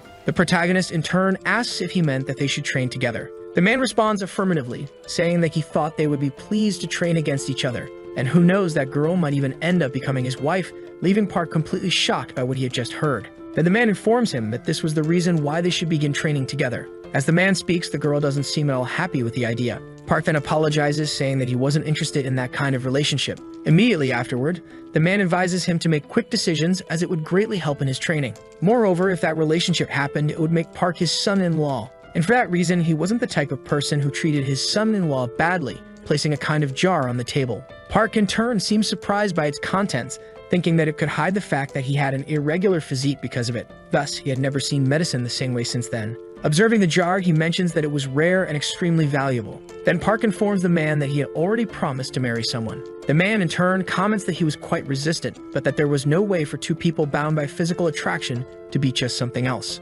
asking what was wrong with having more than one wife and why Park was treating himself as if he were a common person. As he observes the girl, he notices that she doesn't seem happy with the situation. And shortly after, Park seems to accept the proposal. While feeling bad for the girl, he mentions that he would accept her as his student and marry her. Thus, a few days pass, and the protagonist seemed to be training. Shortly afterward, a kind of blue cloud begins to form between his fingers. Feeling pleased that he had managed to do it, he mentions that it was extremely beautiful, thinking that now that he knew the principles, he could make it rain if he used more energy. And if a celestial demon god's art reached 6 stars, he could combine different properties to cause a natural disaster. That was very interesting to him because he wanted to reach 6 stars as soon as possible. Shortly after, the serpent, still in her human form, seems to call the protagonist, mentioning that the young lady wanted to eat in her room. So Park thinks it's time to use Taebek's mortal, telling her to come in. Meanwhile, the young woman seems to be at the protagonist's door, thinking that since ancient times, it has been a shocking and strange fate to be with a dragon or even to enter a family of one. Even though she was reluctant, she thought all this was happening because of her master. Shortly after, the girl opens the door, apologizing for the intrusion. Meanwhile, the protagonist seems to be lying down, asking if the girl had arrived. He mentions that he had decorated the place in a way mortals liked, asking what she thought of it. Feeling somewhat embarrassed, the girl thanks him for the consideration. At that moment, Park asks if she didn't want to do this, because looking at her expression, she didn't seem very happy, and it was ridiculous for a woman to pretend she was on equal footing with him. And that was putting it lightly, so he asked if she thought he wouldn't know she was using or offering that treasure,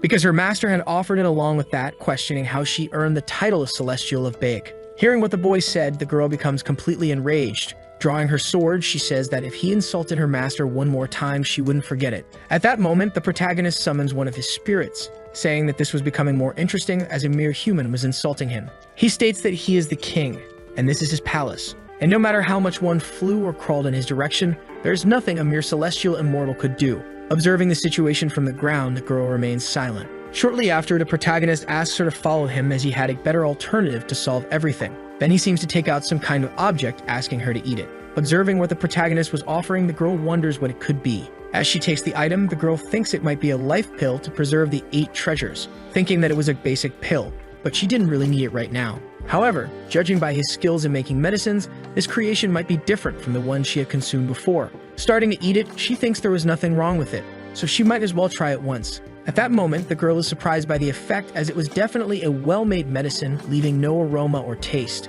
Supposing she had never had this feeling with her master's medicines before. Moreover, the internal injuries she had suffered before were completely healed and her strength was increasing. The girl then asks what kind of technique the protagonist had used. Park responds that it's just a matter of having quality ingredients and excellent skills, and his were quite special, so the girl should be happy. For that reason, her master seemed to be a rather difficult opponent to ignore, and it seemed he didn't intend to use the art of unlocking the center on her, asking what the girl thought about them being husband and wife outwardly. The girl asks if he really thought her master wouldn't find out everything, and the protagonist asks if her master had no thoughts of consuming the medicines he made. At that moment, the young woman seems surprised, realizing what was happening. Then Park responds that he would continue refining medicines for her, and for that reason, she should provide the blue void eye. The girl in turn thinks that, considering the pill that increased her strength before, of course, she had no doubts about it. Accepting the offer, the girl mentions that he should promise one thing at least. Since the blue eye was a precious ingredient, he should inform her when he intended to use it. Then Park says that if it ever got to the point where she thought he was using it inappropriately, she could always cry and go to her master. Shortly after, the girl asks what he was going to do with it. Park responds that with that item, he would make a kind of liquor, leaving the girl completely surprised by what she heard, wondering if she really should have handed that item to the boy. Sometime later, the protagonist already seems to be drinking the item, thinking that the effectiveness of his medicine had slightly decreased, and its effects now worked faster and lasted longer, in addition to being much more effective. With this, he had practiced enough, so we should start taking it, creating something with a blue eye. Shortly after, the girl from before appears again, apparently drunk for some reason, beginning to say all sorts of confusing things to the protagonist, asking him to give her something else as he had promised it to her. No longer able to tolerate the situation, Park asks if his subordinate could take care of her, leaving the drunken girl completely irritated, asking if he didn't know that he couldn't just ignore people, mentioning that her father was a high-ranking firefighter who had received a presidential honor, and besides, he was an old man, sneaking out thinking no one would know about it. Hearing what the girl said, Park seemed surprised, thinking that he had unexpectedly stumbled upon something interesting. For that reason, he should think of a way to gradually make use of this information, but before that, he should use that item properly first. A few days later, the protagonist seems to be in a part of his forest, thinking that the place was good and considering that the ingredients were so great. Their aroma was strong and it could be problematic if the immortals of Seoul noticed what he was doing. Then, shortly after, he uncorks the jar containing the contents and a glow begins to emanate from it. Park, in turn, thinks that the smell alone was enough to make him feel intoxicated. This drink contained the essence of immortality peaches, and using bee carcasses as fertilizer had made them grow larger and more flavorful. Next, the protagonist seems to pour some into his cup, thinking that it could indeed drive someone crazy. Then someone seems to be behind him, and he quickly puts on his mask, thinking it might be an immortal as he hadn't sensed the presence. The mysterious man tells him not to be so cautious as he was just someone who really enjoyed a good drink. Observing the man, the protagonist seems to recognize him. The elder then asks if he wouldn't mind sharing a sip, mentioning that the aroma was hard to resist. Park kindly offers him some, leaving the man completely delighted with what he had received, mentioning that the young man was very generous and for that reason he wouldn't refuse, and shortly after he begins drinking the liquor, mentioning that it was truly the best drink he had ever consumed and that he hadn't seen such a type of liquor in a long time. Park, in turn, says that the man had once said that if he died, he could forever forget the taste of the liquor, mentioning that his junior, whom he had introduced, was late. Originally a man who loved to travel, had fallen in love with the taste of palace liquor and settled in the northern mountain territory. Being one of the 8 Chinese immortals, he had slain numerous dragons and conquered evil with the technique of the celestial evasion sword, his name being Dong Bai. For this reason, he should greet the new ruler of the heavens and earth of the immortal sword. However, the man informs Park that since his agreement with that young man had been dissolved, he would now consider the protagonist as his brother. Asking if the protagonist knew about this, Park in turn asks if he wasn't breaking any rules by being a dragon king. The elder admits it was awkward, but at first he didn't know that Park was a new dragon king, which is why he had the idea of calling him brother. Park in turn says that he should know how precious that liquor was, judging by its aroma,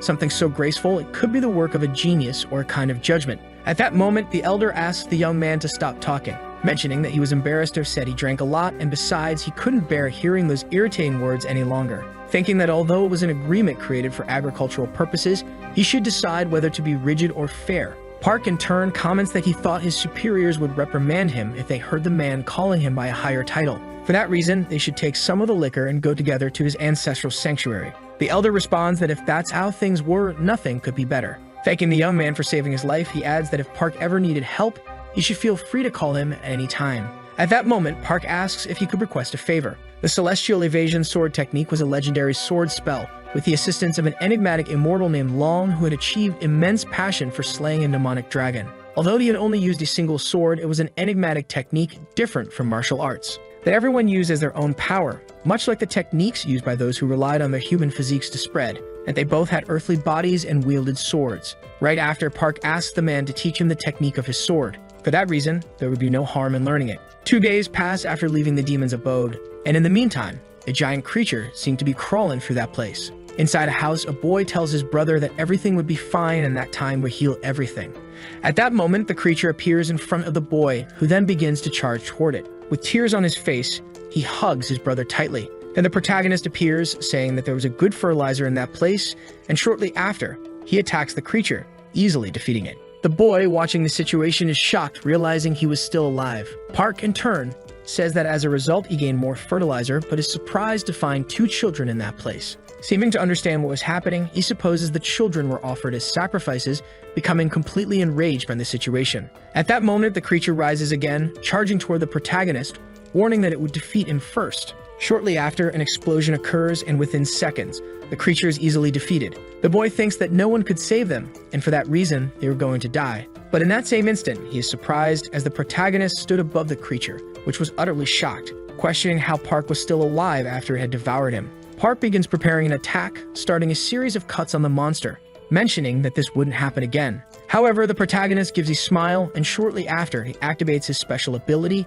disappearing in seconds and reappearing above the creature. He begins executing another series of cuts on it, seemingly defeating it once and for all. However, the young man still seemed frustrated because the celestial evasion technique was still very complicated for him. For that reason, he didn't expect his senior to train him by pushing him off a cliff. But even so, everything had turned out fine, and since the monsters were gathered and lived in that place, he was really training there. Shortly after, a boy appears, thanking the protagonist. Park, in turn, asks if the 2 of them were from the immortal world. The boy responds that they were. Although he hadn't inherited powers, his family had a shamanic language. In the background, a group of people asks who was there, And then, shortly after, the protagonist's spirit attacks them, and Park is standing beside him, coldly observing the situation, thinking about the conversation he had with the boy, who had mentioned that his mother was a shaman and the city, along with its people, had begun offering them as sacrifices since the monsters appeared. After his uncle was devoured, his mother tried to do something, creating iron, but somehow, the soldiers discovered it and invaded, and his mother was brutally murdered.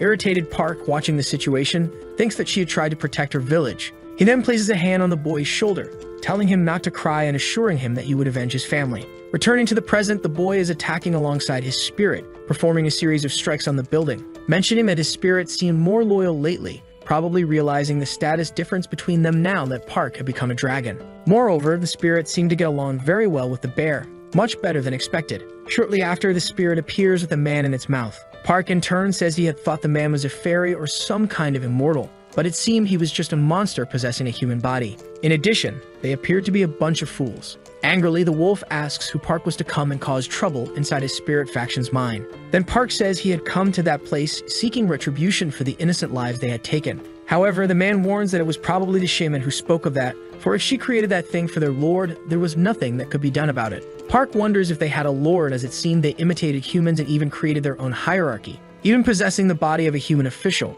which must have made it easier to manipulate the government along with the public. And they used him to manipulate those children, as if they were mere sacrifices. Then the man starts speaking again, saying that judging by Park's actions, it seemed like he was there to cause trouble, questioning how he planned to do that since his intelligence had already returned to report to his headquarters, and they would definitely tear the protagonist to pieces. With a threatening look, the protagonist demands to be guided to that place, stating that he would see for himself just how strong they were by paying a personal visit. Reluctant, the man asks if Park was in a hurry to die. Sometime later, the protagonist, along with his spirit, is flying toward the predetermined location. Oppressed by the pressures of the immortals, the supernatural beings who had lost their way in China and South Korea gathered in the desolate land of North Korea, forming the spirit faction, which was now led by Mr. Tanga, the White Tiger, who had been asleep for over 1,000 years. This spirit had reached the remarkable level of being an 8th-class divine being, a level of performance among immortals. Above the sky, the protagonist seems to witness some kind of battle, where corpses were being consumed by some animals.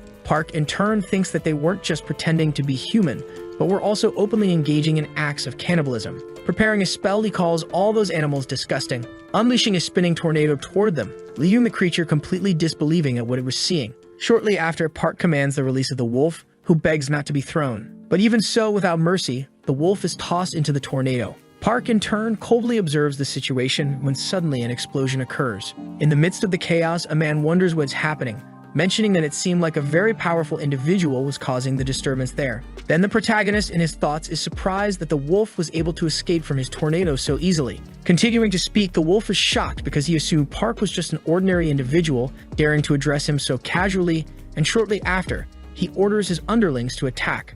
But in that very moment, a lightning bolt strikes one of them, and as he looks back, all his subordinates are easily defeated. In a matter of seconds, 2 serpents appear before the wolf. Park, in turn, mentions that they must be hungry, so they should use their power that late night, asking them not to keep him waiting long and to finish it quickly. So the video ends here. If you don't want to miss the next part, activate the notification bell, and see you next time on Tov's channel.